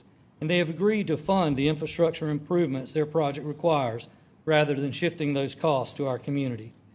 Just as importantly, QTS has demonstrated what it means to be a good citizen. They have established monthly community meetings to provide construction updates, created a dedicated website for residents to submit questions and concerns. Please keep your comments. Allow the gentleman to speak. Y'all, we don't need to be speaking out. Okay. Thank you, Madam Chair. They have created a dedicated website for residents to submit questions and concerns, and most importantly, they have listened. When concerns were raised about evening construction noise, truck traffic, and light pollution, QTS worked with the community to make meaningful adjustments. That willingness to engage, listen, and respond is exactly the kind of partnership we should encourage. Beyond those commitments, this project will generate substantial long-term tax revenue for the Clover School District and York County, while also providing significant support for important community initiatives, including the Western York County Agricultural Center. This is exactly the type of investment our community should want to attract, one that creates lasting economic benefit while addressing environmental and infrastructure concerns through modern technology and responsible planning. Chamber supports responsible growth. We support protecting our natural resources, and we support policies that evaluate each opportunity on its merits rather than making broad assumptions about an entire industry. I appreciate council's willingness to carefully consider this issue, and I encourage you to use this time to develop a policy that protects our community while ensuring York County remains competitive for the right projects. Thank you for your time and service. Thank you, sir.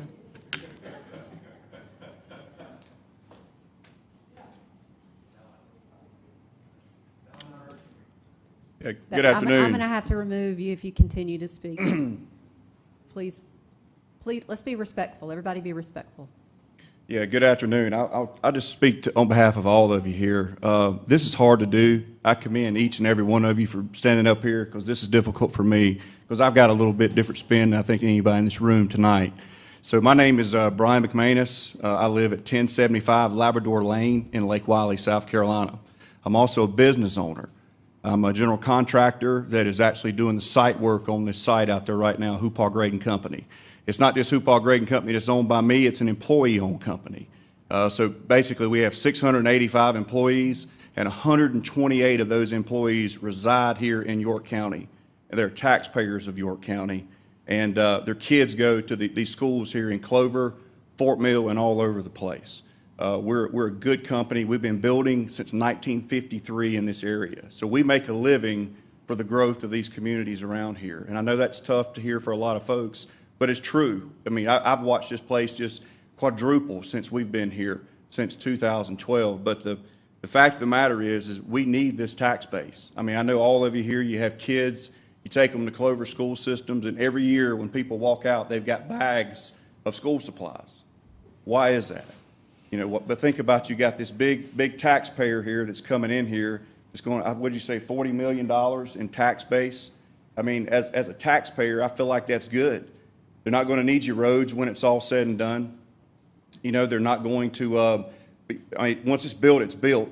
You know, they're not going to have a lot of infrastructure. It is a closed loop system. I mean, we're putting the water lines in now. They're very small water lines, a lot smaller than your school system water lines, you know, for fire protection and so forth. So, you know, from what I've found so far, this is a very smart growth compared to what we build all over. We work a 65-mile radius of Charlotte, and we build a lot of sites. And this site here has probably got some of the best technology that's out there. And I go back to, you know, our 128 employees. We've got roughly 150 people on that job every day. And that's just our company. That's not counting all the trucking companies, you know, all of the economic impact that comes in from local suppliers that sell all the material to put in there. You got the sales tax that comes in on all of the materials that are being brought in. I mean, it's just, I realize it's a tough project. It's hard to hear this from the community because I've never been up here to do any of this. I was a little bit fearful to do it, but I feel like I had to protect my 128 residents here, because when we start hearing moratoriums, I mean, I've got employees like, what am I going to do, boss? What's wrong with my job? Are we going to lose our jobs? Are we going to have to go somewhere else and travel? So the reality of it is maybe it doesn't work for everyone, but I know at least for our employees, we're for this, and we want to see it continue on. If you got to have a moratorium to figure things out going forward, that's fine. But you also don't have to have a moratorium to do what you're getting ready to do. You know, if council or planning needs to go back and look at smart growth and smart ordinance and listen to some of the things that these constituents here talked about today, that can be done. And it doesn't have to be, let's stop what we're doing. So I just ask you to consider it. Consider that, you know, we're a good local company. We're going to continue to do the best thing we can out here, and to look out for our 128 taxpayers that are here in York County. Thank you much.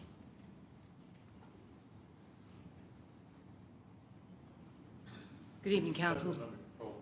Julie Ferraro. I live in Vander Lake subdivision. First, I want to thank you all for your service. I appreciate your time, appreciate you listening to us. I know this is a tough scenario, and I appreciate you looking for this moratorium.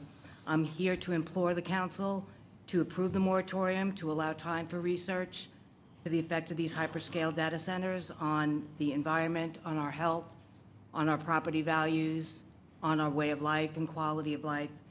There is plenty of extensive research out there that you can look on any website, you turn on any television, and it's everywhere about the detrimental impacts that these have, not only on the health, but also on the property values. I sell real estate, and I see what's happening right now.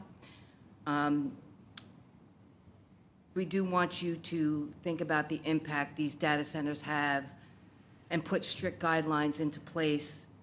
We understand hindsight is 20/20, and things may not have been done the way they could have been, but now is a time for you to put that into place and to really look in and dig deep and really hire the right people to do the research and put these guidelines into place to preserve our beautiful York County. Again, I moved here 20 years ago, and it was just the most beautiful thing. And yeah, I understand growth. Yes, growth is happening. You know, as a real estate agent, yeah, that's the way it is. But I do see a lot of fear right now and a lot of people who are looking in the area, and they want to know what's going on over there. And I can't not say anything. Of course, it's my duty to disclose to them what's happening. And, you know, when I do disclose it, it becomes an issue, becomes a big issue.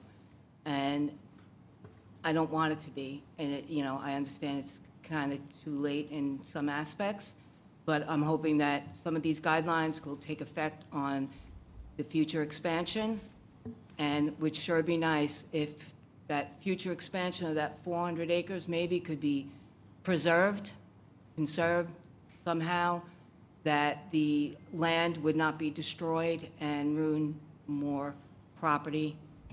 The other thing I want to say is please allow for more time on public comments like some of the other councils. That would be great. More than 2 minutes would be good as far as the regular meetings.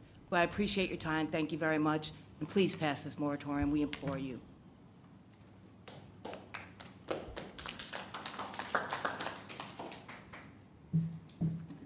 Thank you, Council. It's been a long time getting here. I do want to point out that the York County Regional Chambers gentleman, I did speak with him just now. He did not personally benefit financially from our current data center, but in some way, who he's badged for did, because they're on the Community Impact Partner.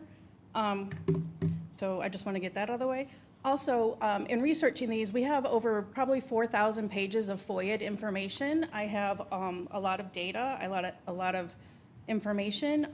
The current data center cited right behind me will have 548 diesel generators. We're told they're approved for Tier 2, and in discussions, they have continually said that we're approved for Tier 2 now. That's 548 Tier 2 generators to run anytime under a self-regulated, self-declared emergency with zero to no oversight from any entity that I can find. This is completely different from like when Duke Energy came in. They have at least 5 oversight, ORS, FERC, you guys all know them, that oversight Duke. And they also had a area around Duke, if you guys recall, that was a area of less density when they first came in. That would be ideal for something like this, which is new, and we don't know the dangers. What we do know is that a study from UNC Riverside, RIT, and Caltech has determined that by 2028, there will be 130,000 deaths from these. There will be over 600,000 asthma cases, and I have sent you guys all the information via email. That is the case study. That was just released. We have emissions points. There's 33 emission points currently on that property that is approved from DES.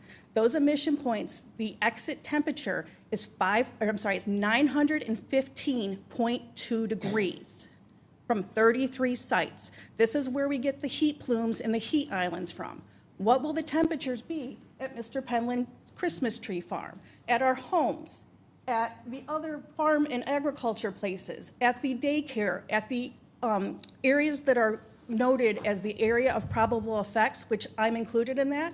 It's 15 residents, as well as the Allison Creek Church, the little National Historic building that's there to the right of it, which has been relocated, so it did not get counted on the 109 section study they did. It's also Mr. Penland's Christmas tree farm, and they don't count it because he lives there on an industrial zone. They also don't include the venue. They don't include any of the other industrial sites. So there's 15 of us self-identified on QTS as own documents as their buffer. They specifically say BUFFER buffer. That is the area 0.25 miles from the current site that they have. So their current property line, 2.5 miles around, surround them, is their buffer. We are living in their buffer. My children have missed school. My daughter has sought to live elsewhere during her college many days because it is too rough. They cannot sleep. My son is a straight A, fully, let me just say, in third grade, he tested at a high school 12th year level. So he is fully capable. He had missed a lot of school. His grades slipped in his senior year. He did pull them back up, but he is not someone who's ever not gotten 100 or a 90 or something like that on his grades. He struggled this year. Why did he struggle? Because he can't sleep at night. This has been ongoing forever. I have broken pool housing baskets, broken concrete, and broken on the back around my pool and on the front. We have 4 blasters in the current area now. I realize this is a construction issue.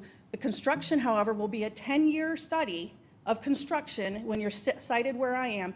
My property straddles both the 400 acres that is currently sited and the other 400 acres. So I will have 20 years, if this is a success for them, to continue on with the data center. So the other issues, what does a rollback of or power curtailment by Duke look like? This looks like generators running for us. They have a multi-port system which has direct connection to Unit 2 at Duke, a grid tie-in. They also have a BESS battery system. We don't know what the chemical battery is yet, but those are highly volatile, and many municipalities have up to 84 emergency calls within 2 years for these BESS systems. That's not uncommon. These are very volatile, and then the hot areas down here, most of these places with closed loop, when they go hyperscale, employ evaporative cooling, which is basically a 98% use of the water. There's just so many details that I could go over, and the emissions are over 40 carcinogenic emissions. Of those are the silent killers. Those silent killers are EM 2.5 and NOx, NOx. If you don't know what those are fine particulate matter that get in the lung and later cause cancers. They're carcinogenic. There is just a plethora of now new health information that we didn't have in 2022. We have it now. I have researched since September when blasting shook my house so badly that I almost thought my glasses were going to break. So I had never experienced anything like that before. I had no idea they were there. It continued on. At the first meeting they had for the meet and greet, I realized the inconsistencies with each of their representatives, and I started a FOIA, and I have not stopped. I have continued, and I have FOIAs waiting today. The infrastructure, the electrical infrastructure that is required to service this data center that we have here cited in York County is $66.5 million on all of our Duke ratepayers. A Duke ratepayer is also York Electric and City of Rock Hill. This affects every single one of us. Every single person who needs electricity will now have to pay that. There's also an 11% ROE because Duke is a regulated entity. They have an 11% ROE. So that will be added to our bills. This is not grid upgrades. This is not betterment for our system. This is solely the transmission lines to service QTS and the substation. They received a FERC in 2024. They received a 100% refund on a 90% usage when they cite the Walton property, which was owned by Walton and Four Farms and was under the holding company guise of being a subdivision. They later agent authorized, and I have those agent authorized letters in my FOIA. They agent authorized them to submit to York County permits on behalf of the current data center. After they submitted permits, they met with several people in our county and some of you council members. They later decided to purchase that property. They now own that future possible user that allowed them to have that huge refund. The other impact company on here is the Catawba Indian Nation. Why are they on there? They destroyed the property when they went to go look for the herbs and finds. Dr. Winona Hare of the Catawba Indian Nation went out there to learn that the ground had been destroyed. She could not gather her herbs. She could not find any cultural finds. I'm sorry, they also did an archaeological dig. But there's 3 archaeological digs on the site as well. But she did a stop work order. So in the stop work order, they communicated with Army Corps of Engineer, they won't allow us to work. What do? They asked for a meet and greet. They got a meet and greet in April of 2025. After the meet and greet, they come back with a one-page document stating no further concerns. That Catawba Indian Nation is now listed as well as the community impact partner for our current center. It's right there. You want to see a close-up of it? That's the Catawba Indian Nation seal. This has been the worst possible neighbor I could have ever imagined. We are fully aware we may be abandoning our home and likely unsellable. I refuse to lie to people and not let them know the full extent of what we are experiencing. Some of my neighbors could not be here because their husbands have dementia and they're afraid to leave them with what is going on. Some of my neighbors have now autoimmune diseases because they have not been able to sleep for so long. I myself have had to go into the doctor this week, and I've had several health issues. I was told to move immediately by a doctor. It's a surgeon. Her name is Dr. Diamond in Rock Hill. She asked me, what is going on? I have seen you before. This is not symptomatic of what you are. I am nervous mess. All of our nervous systems have been shot after living in this, under the guise of this for a year. This is unacceptable. We are taxpayers. I had philanthropic things that I did throughout the community, like always. I've always volunteered at all the area schools, not just the ones that my children go to, but if somebody had a need in the community, I would volunteer. I have supplied so much to so many in this community to have a home that I cannot successfully live in. We were getting ready to do a $500,000 renovation and put a pottery studio on my side yard so that I could do pottery from home. Ironically, I used the Getty Center that's no longer now here, and I also made a bid on that and I lost, but we used the Getty Center to learn pottery so that I could do this.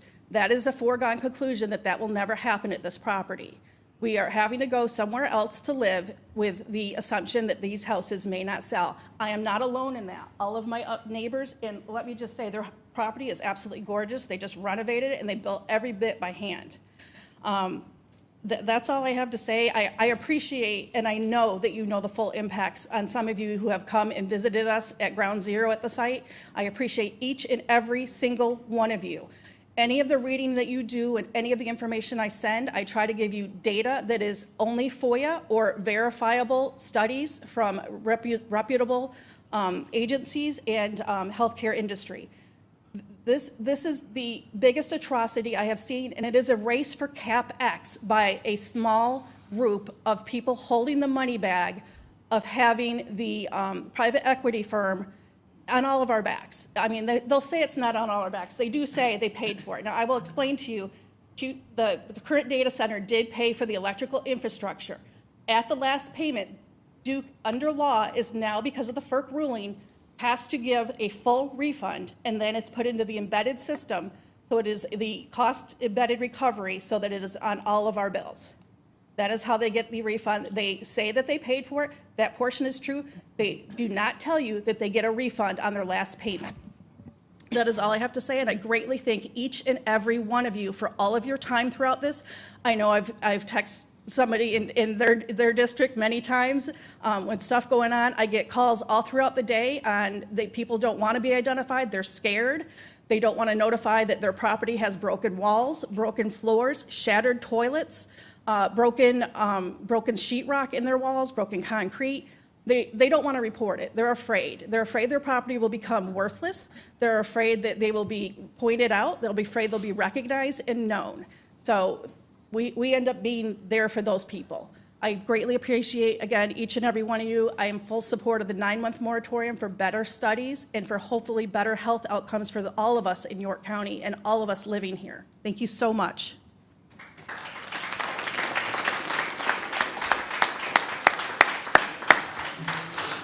Barbara Shaver in Smyrna. Again, I apologize, this being my first time in a council meeting. My heart is broken. You want to talk about the great tax values that will be brought into the community because of these? Well, who's going to pay for these people's broken homes? Who's going to pay for the health care of the people who get sick? These companies aren't going to pay for it. We're going to have to pay for it. And please, don't let this happen again. And what really breaks my heart is, oh, well, anything we do doesn't count for the current data center. It's going forward. I hope that's not true.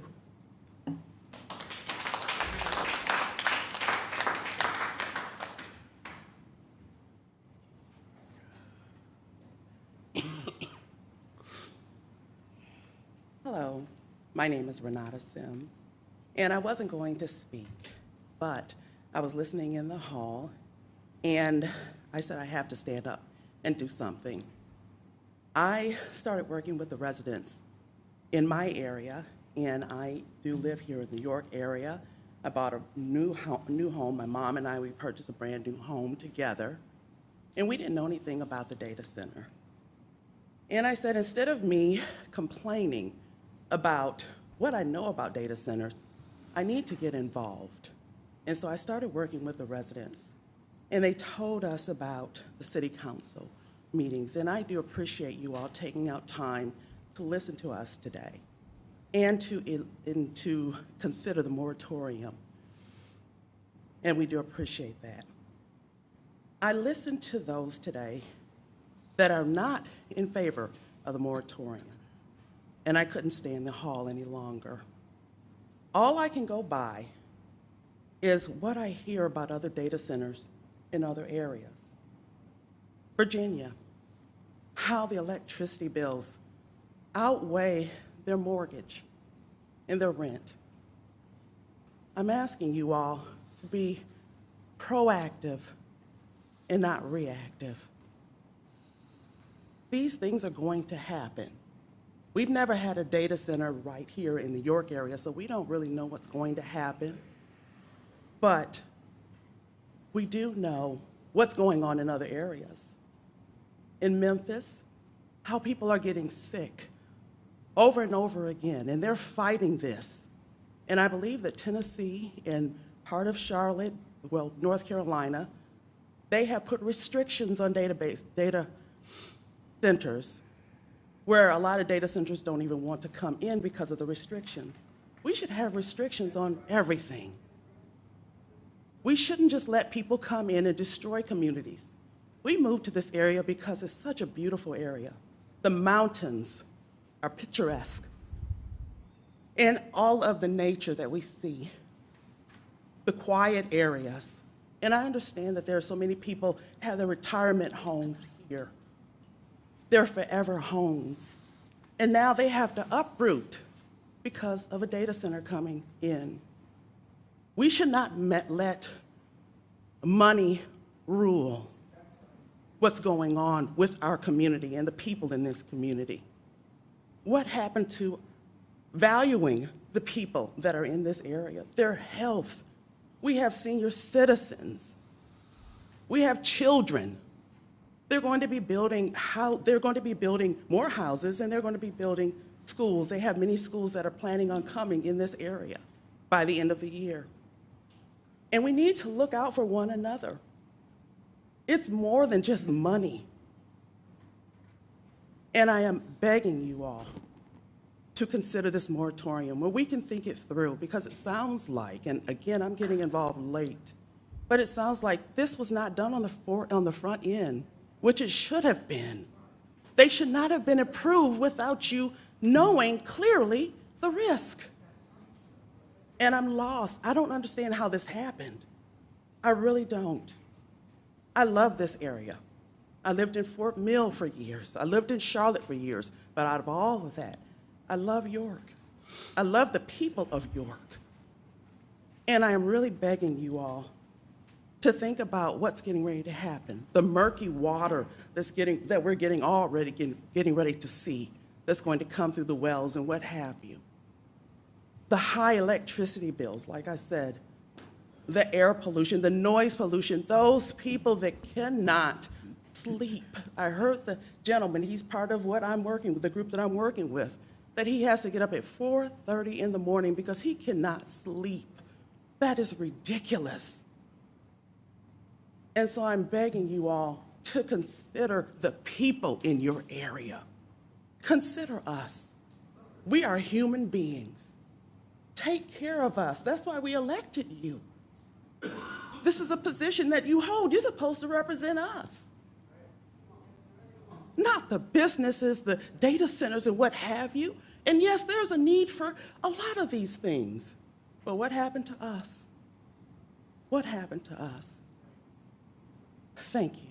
Please consider what I talked about.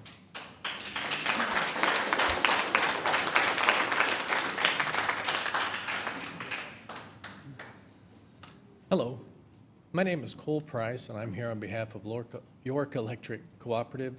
They are the local distribution cooperative, the not-for-profit cooperative that serves the area here. And I'm just here to talk briefly about some of the cost discussions that have been had about this data center and maybe clear up some misunderstandings. QTS has paid for all the facilities, the infrastructure up front. I think that's been stated.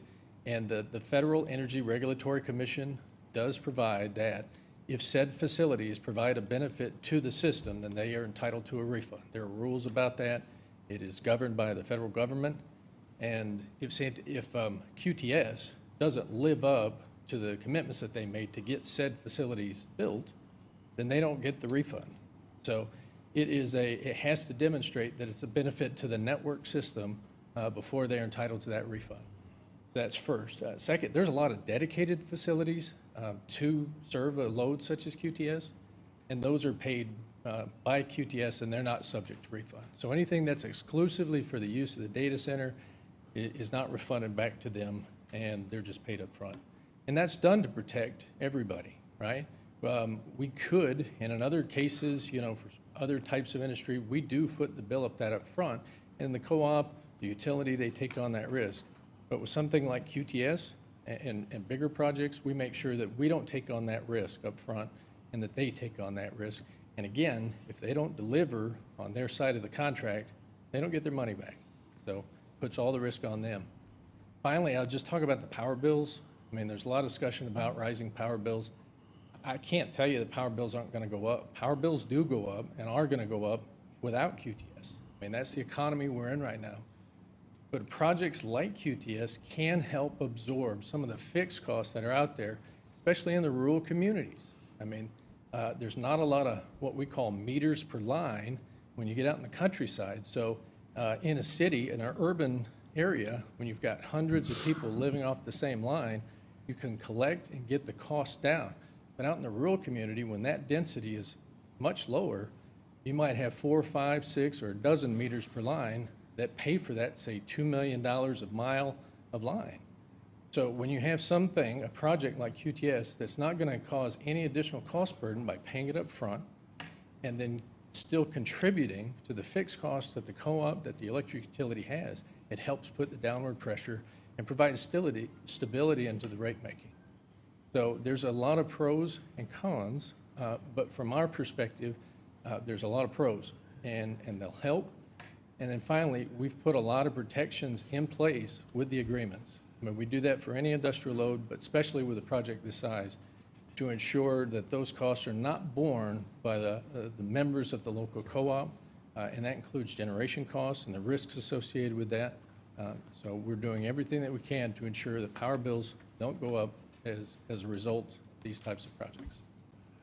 Thank you. Thank you, sir.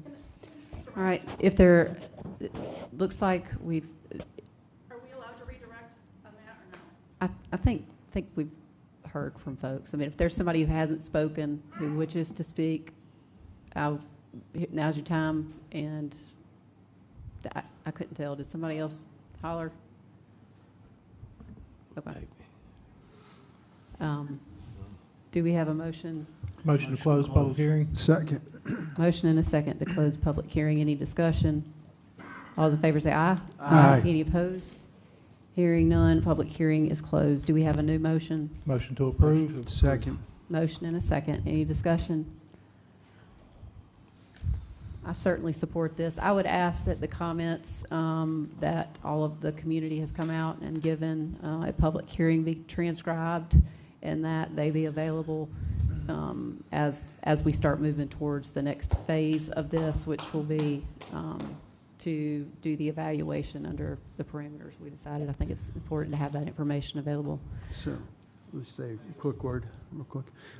First of all, I want to thank everybody for coming out tonight. This is critical, these conversations, each one of y'all, we truly appreciate it.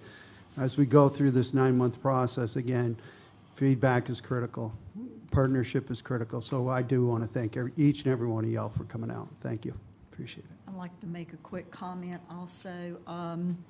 I hope Laura's getting our information together on what we have already talked about. I do have a quite extensive list of things that I plan to add, and I've tentatively written down on my little calendar. We get these little calendars every meeting for August, so beware, Planning and Zoning Committee. We'll start in August with a meeting and start beginning to add some new things to this ordinance. Any other comments, discussion? Other than I'm 100% behind you. All those in favor say aye. Aye. Any opposed? Hearing none, motion carries unanimously.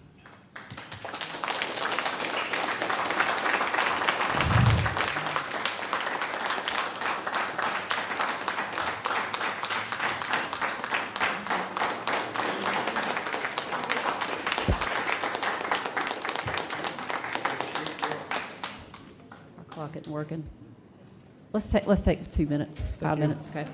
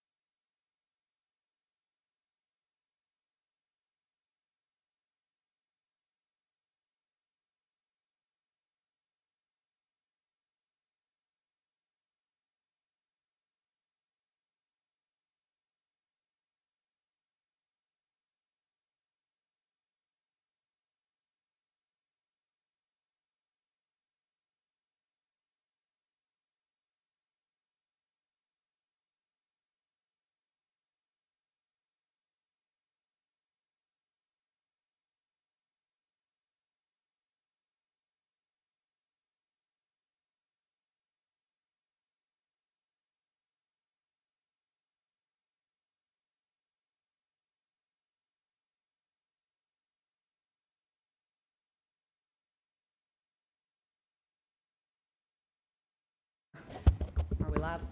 Good. All right. Moving now to item number 5.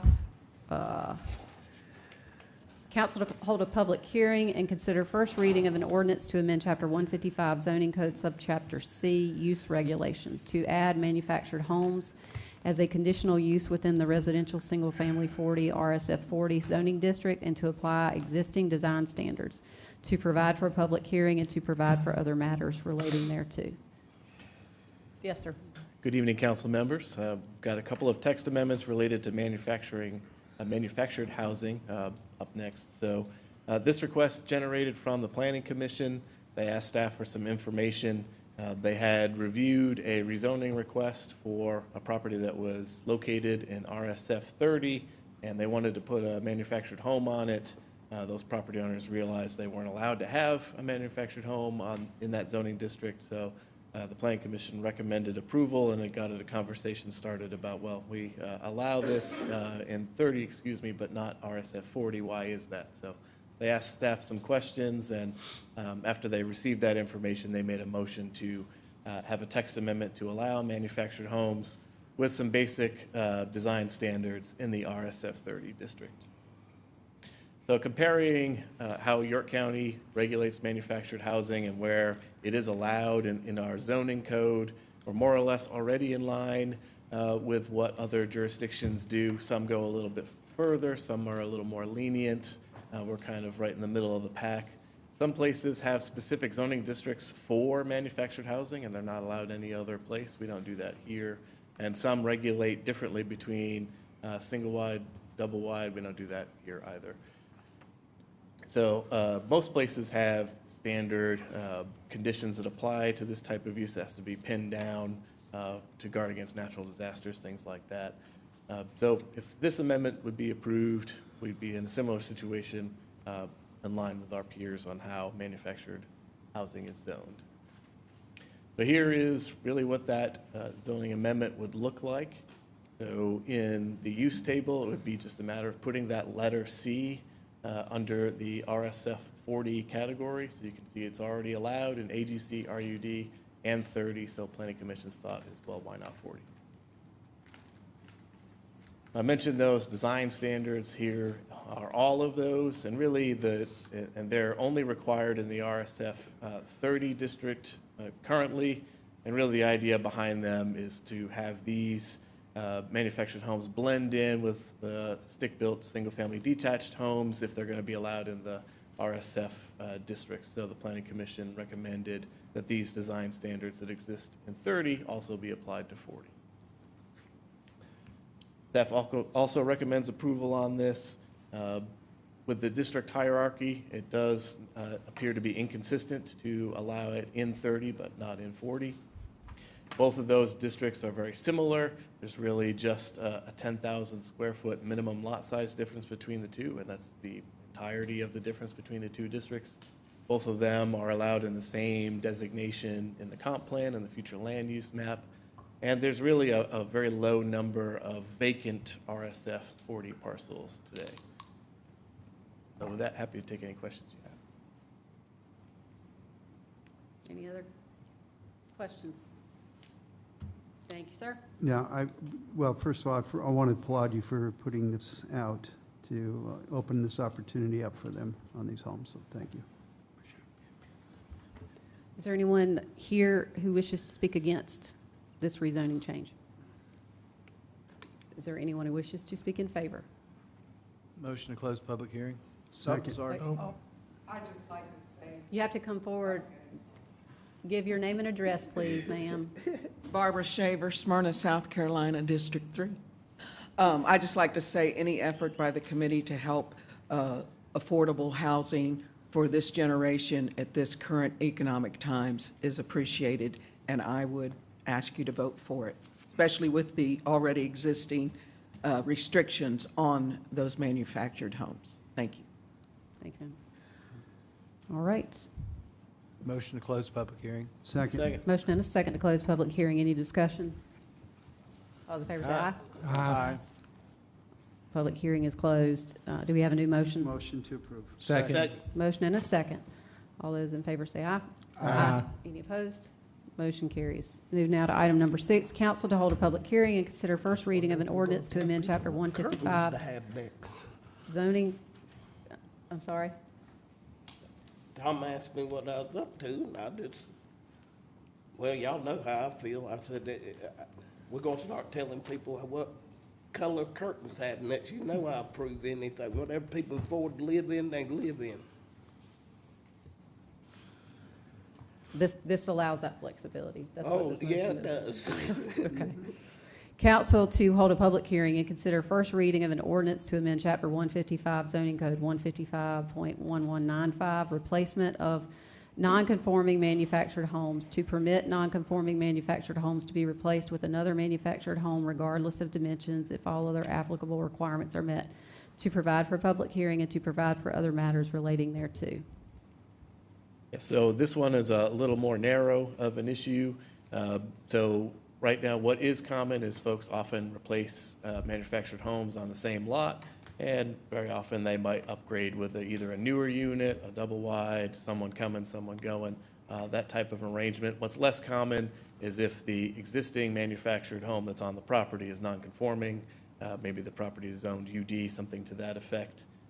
So when you are replacing a unit, it needs to stay the same size of the existing unit so that it's not increasing the nonconformity. But we had a couple of instances in the last couple of years where someone's looking to do that, and it's been solved through other means of rezoning in one case. And because of that rezoning, Mr. Atkins referred this issue to the Planning and Zoning Committee, so we talked about it, and they asked for a remedy to this situation. So came up with an amendment that would allow non-conforming manufactured homes to be replaced regardless of size, as long as they otherwise meet all the other standards of code, setbacks, things like that. So this would allow folks that have a non-conforming manufactured home, it's a single wide, they want to replace it with a double wide, this would allow them to do that without issue. And the amendment itself is just adding that paragraph B. It's very straightforward. And staff and planning commission both recommend approval. This isn't going to come up very often, but the times that it does, it will be beneficial to those property owners. Agreed. Thank you, sir. Any questions? No, I'm glad to see we finally fixing this junk. Yeah, I agree. Thank you. This is good. Thank you, sir.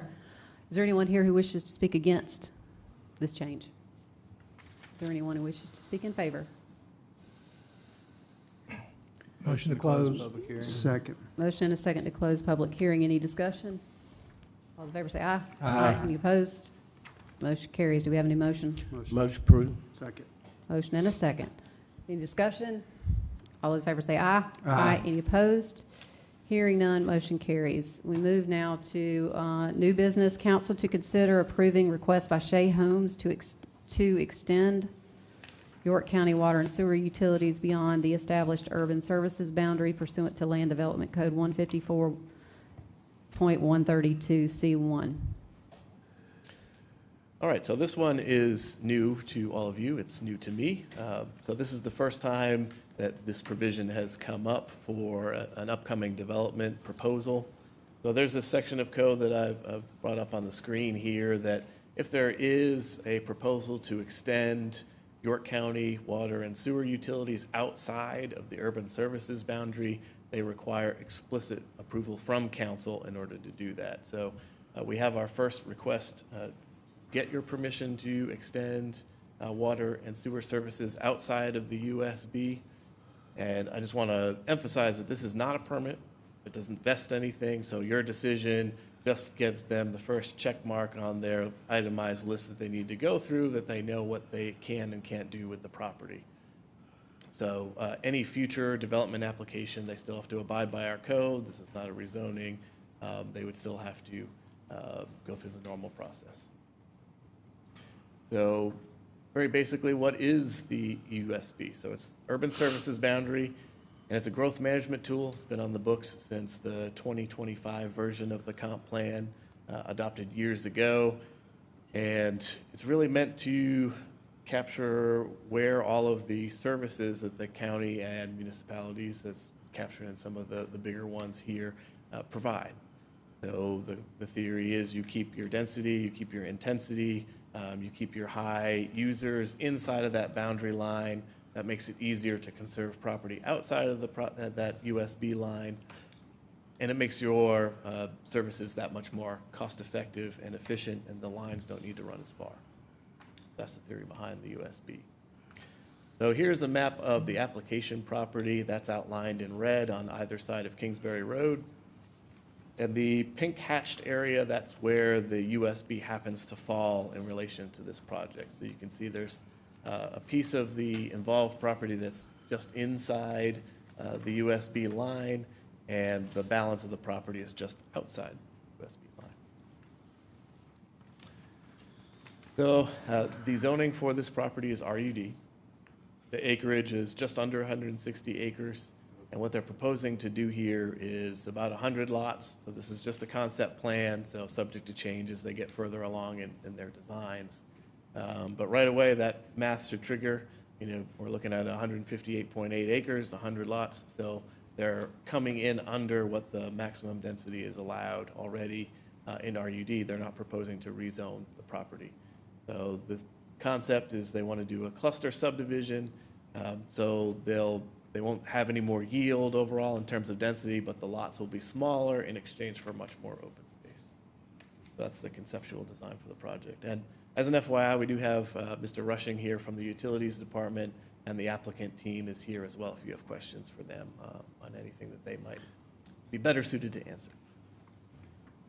So in terms of the proposal, you can see the green lines that are drawn here. Those are two options for water to be brought to the property through extensions of the current system, and any of the utility extensions will be fully paid for by the applicants.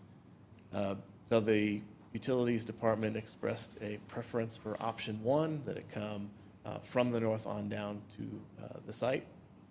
And then the sewer connection, there is a approved development called Stillwater. It's a subdivision that's to be built in the future, and that's where the sewer connection would come from. Once that project gets going and that connection becomes available, that's where they would tie in. So with that, happy to take any questions that you have. So, yeah, the question I have, again, you've emphasized here in the last part of it that council's approval of this does not authorize development, but would have allowed any future application of development to include utility extensions. So, how much, if this is extended, how much water, I mean, what is the accessibility, I mean, what do you estimate the impact of this from a development standpoint if people would identify this as an opportunity in that area? I guess my concern is that when you start looking at this and you look at the roads and the access off of these roads, et cetera, I mean, you know, it's kind of like a field of dreams. You build it and they come in certain manners. So I'm just concerned, are we putting out an olive branch, but at the same time, we're not prepared for that kind of growth. So anyways, a little bit of a long-winded question, but I'm just going to throw it back at you. Sure. It's my understanding from the Utilities Department that there is capacity for both water and sewer for this proposal. So each one would have to come in line and ask for a willingness and capability to serve letter once the system, once they're ready to move forward with actual submittal of construction documents to build both the lines and the development. But anything you want to add, Mr. Rushing, on? And real quick, Jonathan, I'll jump in. So in terms of the sewer capacity, this is going to the Allison Creek Pump Station, which is where our capacity is in this area. Other areas of the utility zone on this side of the lake, there isn't capacity, but there definitely is. So what is it, does it impact people with wells and septic systems from a DHAC perspective? Or, I know that I think we've heard in the past where if water and sewer goes up your road, then you may have challenges from a DHAC organization, et cetera, to support your infrastructure after that occurs. I mean, is there a chance that this could impact people that do have their own water and wells and sewers? Not to my knowledge. Certainly, if you have existing wells, you wouldn't be impacted. And that's the trade-off here, is that if they're not able to move forward with connecting to public water and sewer, they would have to go to well and septic systems for developing this property. Okay, thank you. I guess I'm questioning, why are they, is what they're asking for to ultimately construct consistent with what are you saying that what they're asking to build is what they're allowed to do by right? Yeah, so they're not seeking to rezone the property. They're perfectly comfortable moving forward under the RUD that they have on the property currently. They do want to serve smaller lots with public water and sewer rather than pursuing well and septic, so their only option is to come before you to ask to go outside the USB. That's where you lost me at the last piece. Sorry. I guess here's normally I'll just tell you how I think about these things. Like normally on the USB, decisions about USB are made during the comp plan. That's coming up imminently, right? I mean, we're going to be taking that on. If we're talking about extending the USB line or doing something outside of the USB line, why wouldn't we just wait until we have that conversation then? I guess that's one of my questions. And the other is, I want to clearly understand is if they're asking for us to consider this, how are we going to be sure that there's no increased density as a result of that? Help me get through those two things. Maybe I'm misunderstanding. Yeah, so the code contemplates exactly what you're identifying, Madam Chair, and so by this policy that's on screen here, we're not, as administrative staff, allowed to approve anything that's going to use an extension outside of the USB, even if the property itself has by right zoning to do what they want to do, which they have. So because it's outside of the USB, they can't get an extension of public utilities without your blessing first. So it's kind of like an amendment of sorts, you might consider it that way, that this is their opportunity as an applicant team to ask you, council, we understand that our project lies outside of your adopted USB, but we think our project is worthwhile, essentially getting amendment to that, and then by virtue of your vote, you determine whether or not you agree with them on whether it's appropriate or not. And I think the second part of the question is it wouldn't change what they're allowed to do in terms of density, because their property stays RUD even if you vote in favor of extending the USB in this instance. But if they wanted to do anything different, they'd have to rezone the property. So they're only pursuing. They'd have to what? They'd have to rezone the property to do anything different than by right. And they're asking for that. They don't want that. Correct. They're not asking to do anything to increase density. This will not increase density. No, and so their concept plan is showing right now 100 lots over 158.8 acres. And the benefits to the county? The benefits to the county, that's a difficult question to answer. You have the trade-off, I guess, is they could move forward with this project as well and septic, or they could have access to public and water. So it's really a policy trade-off for council. Okay, so I guess for some reason I was thinking there was some comment previously that this would allow for some stations to be upgraded and would help with other things. No? That's not what we're talking about tonight, no, but there is infrastructure investment that they would be committed to making, not the county. What this will help with is that we don't end up with another private utility out there either. So we don't get Blue Granite, them putting in a well system or a private sewer system out there and having Blue Granite take it over. And then we have one of those situations again, either. Generally, sewer system, water and sewer, DHEC likes for you to be on public water and sewer. Because sewer systems fail over time, cause a lot of issues environmentally. Private water is a little safer because you never know what kind of well you might get out there. You could hit a bad pocket of groundwater in this area. So it's a positive and gives the opportunity for fire hydrants, along the road, so it expands fire protection. Expands if some of the existing properties down through there have well issues, they'll be able to connect to a well or to the public water system. Do y'all have any other questions? Do y'all have any other questions? If you're talking about doing this though, ain't this just open up the can of worms for more county-wide water and sewer? So if the line is constructed, it would be available to folks that wouldn't have access to a line that doesn't exist now, yes. So, but if anyone wants to do anything other than what they're allowed to do by right, they would have to come before this council to ask for a rezoning. Right, but I'm saying once we bring it out of the line, did we just not start moving more county water and sewer? Opening it up for more county-wide water and sewer. Well, this is right on the edge of the USB, and I think, you know, in theory, as Jonathan shared, any other applicant would have to come back to y'all to ask the same thing, who's outside of it. So, as you can see, it's right on the line there. Oh, yeah. But it would be one applicant at a time. Any other questions? All right, do we have a motion? Motion to approve. Second.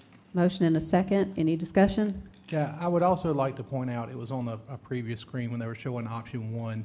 So I've had some very preliminary discussions with the town of Clover. They would like to extend their water system over to Highway 55 to connect to the county system, so that they would have a backup redundancy in the event that something goes wrong over in Gastonia, or in the event that they decide they want to buy from somewhere else. This would make that connection extremely viable, because these two water lines would be close and or parallel to each other. So because this goes right up to the Clover utility boundary. So that would it would also be a benefit to York County to have a secondary connection also in the event that something happened to the main line feeding this area. Any other discussion? All those in favor say aye. Aye. Any opposed? Motion carries. Move now to item number 3. Item number 2.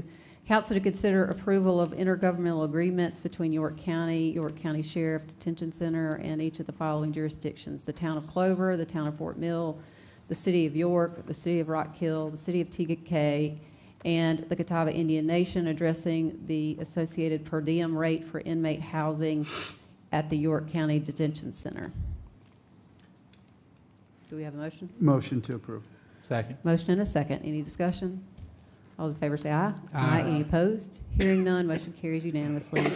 Item 3, council to consider first reading of an ordinance to amend Chapter 155 zoning code 155.1246, interpretation of zoning map, to permit a parcel with more than one district boundary to be governed by the development regulations of a district making up the greatest area, and Chapter 154 land development code.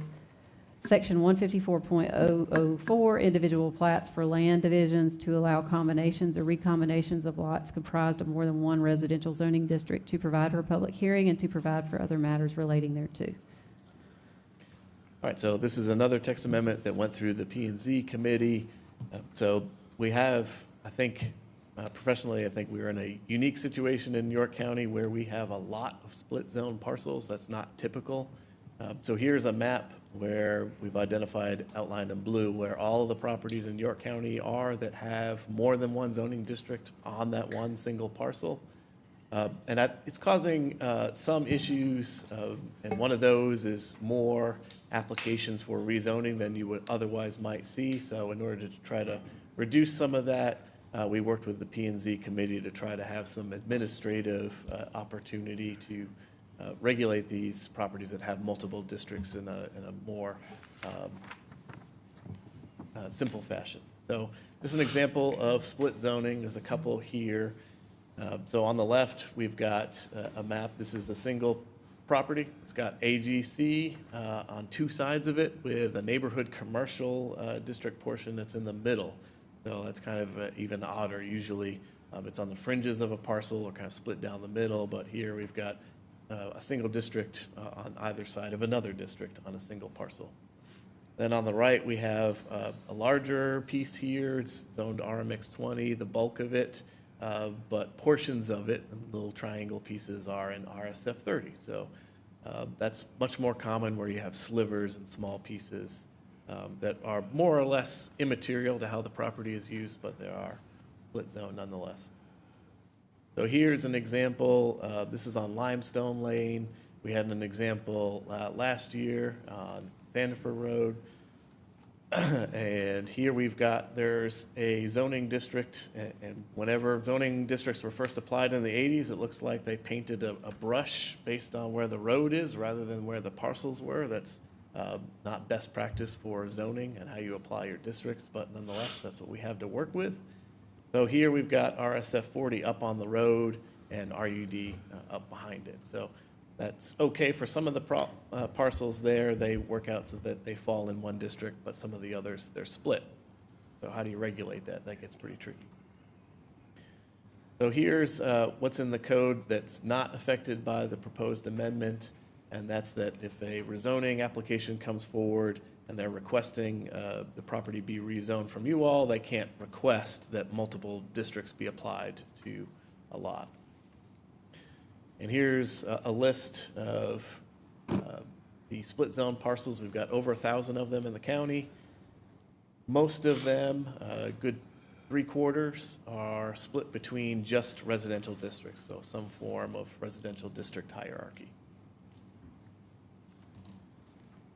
So looking at those combinations, we thought, well, how do we solve that? And right now you can't combine properties so that you're creating a new parcel that has multiple districts on it, just like you can't rezone and request multiple districts on it. And you can't also recombine. So if you've got 7 parcels and they're in different zoning districts, some of them, you can't put them together into one and it has multiple districts on it. So there's actually a very straightforward fix where the committee discussed using a majority rules approach. So whatever the greatest area of your property is in one district, that district would govern the entirety of the parcel. So if you've got 80% of your property is in AGC and 20% of it is in GC, your property would be considered as zoned AGC fully if you were to propose new development on it. So that's what that section adds there. And then by virtue of having that, that allows you some ability to combine districts without creating new problems. As we discussed with the committee, we want to help chip away at one issue, but we don't want to create others. And we also want to guard against people abusing that. So the amendment would also allow folks to combine multiple districts in a single parcel if they are all residential. So residential in nature. So AGC through RMX 6, you could combine those as they are currently platted today. But if you had some non-residential district, you would not be able to just do that administratively. They'd have to come in and ask for a rezoning. So staff and planning commission both recommend approval of this ordinance. It helps simplify things, and for folks that just want to cure their split zoning, that option remains. Some people like to have clean zoning on their property. It's helpful for real estate deals, things of that nature. They're still able to come forward and pursue that with you all. So with that, happy to take any questions. And just for clarification, I know it says on here it's only limited to residential districts, but that means that you can't take an industrial property and combine it with a ag property and create all industrial. Correct. Okay, just wanted to make sure. Yep. Any other questions? No. All right. Is there a motion? Motion to Yeah. approve. Go ahead. We're closing it out? No, motion to approve. Yeah, motion, I move that we approve the first reading of the following amendments in section 155.1246A6 shall be deleted and instead replaced with a new paragraph E, which shall read, split zoning lots for a lot divided by multiple residential zoning district boundaries, the district governing the greater portion of the parcel shall apply to the remainder of the parcel for the purpose of the application of the new development. 2, for a lot divided by multiple zoning district boundaries, which include at least one non-residential district, and each portion of the lot shall be subject only to the regulations and standards of the district as applied by the official zoning map. A portion of the split zoning in the ID district could not be improved with the single-family dwelling, and another portion, RUD, could not be improved with a manufacturing plant. To put all that motion in simple terms is exactly what you said, Andy. So it applies to residential only. Second. In other words, no industrial or any of that. Isn't that already Basically, part all of it? residential. Is that not already a part of this? Is it So what the amendment does is it changes the language so that that paragraph 6 that you see there, that would also only apply to residential. So the majority rules approach to how a parcel is governed when you're proposing new development, that would only apply if all of the districts involved on a single parcel are residential. Currently, it's not written that way. So, this would prohibit the scenario in which you've got a property that is 80% ID, for example, and 20% RUD. The amendment would prohibit the entire parcel from being considered as ID and when you're proposing new development on it. So it also clarifies that if you've got multiple districts and at least one of them is non-residential, so ID, GC, whatever the case might be, that each district is governed by its own rules. So the administrative flexibility granted through this text amendment would only apply to residential across the board. It would not impact non-residential districts. So going back to your, the one where you had the example with the neighborhood commercial in the center, that would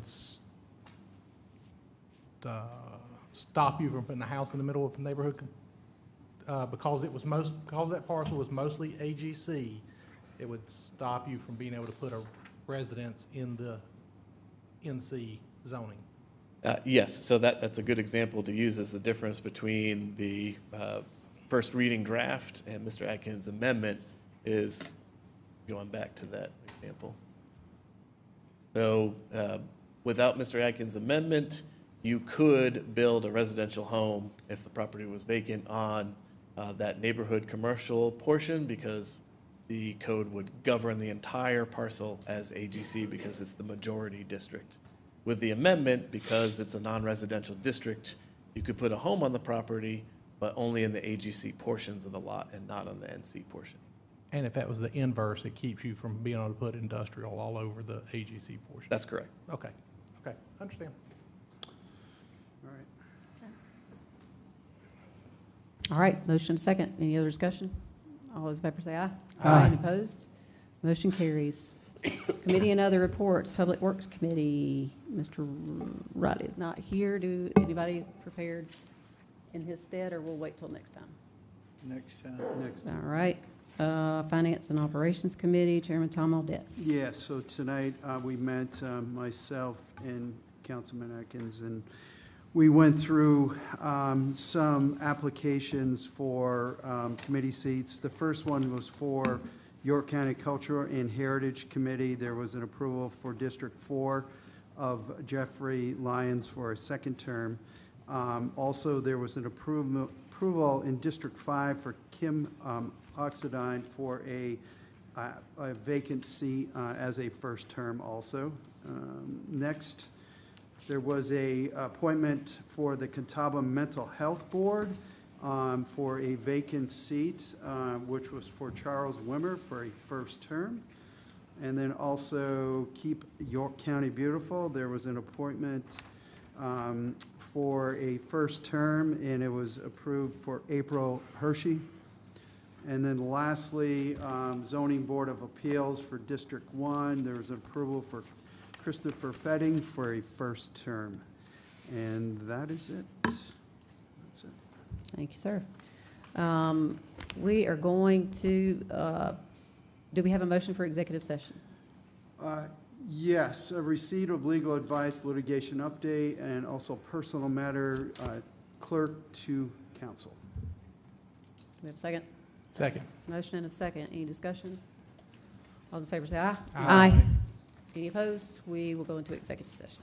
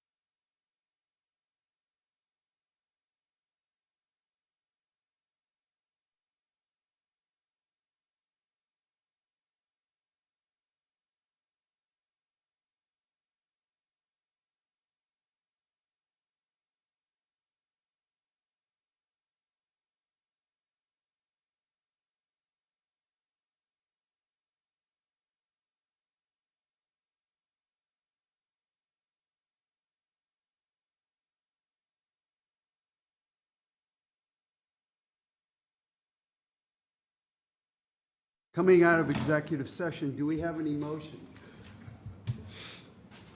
Yes, we do. We have one motion.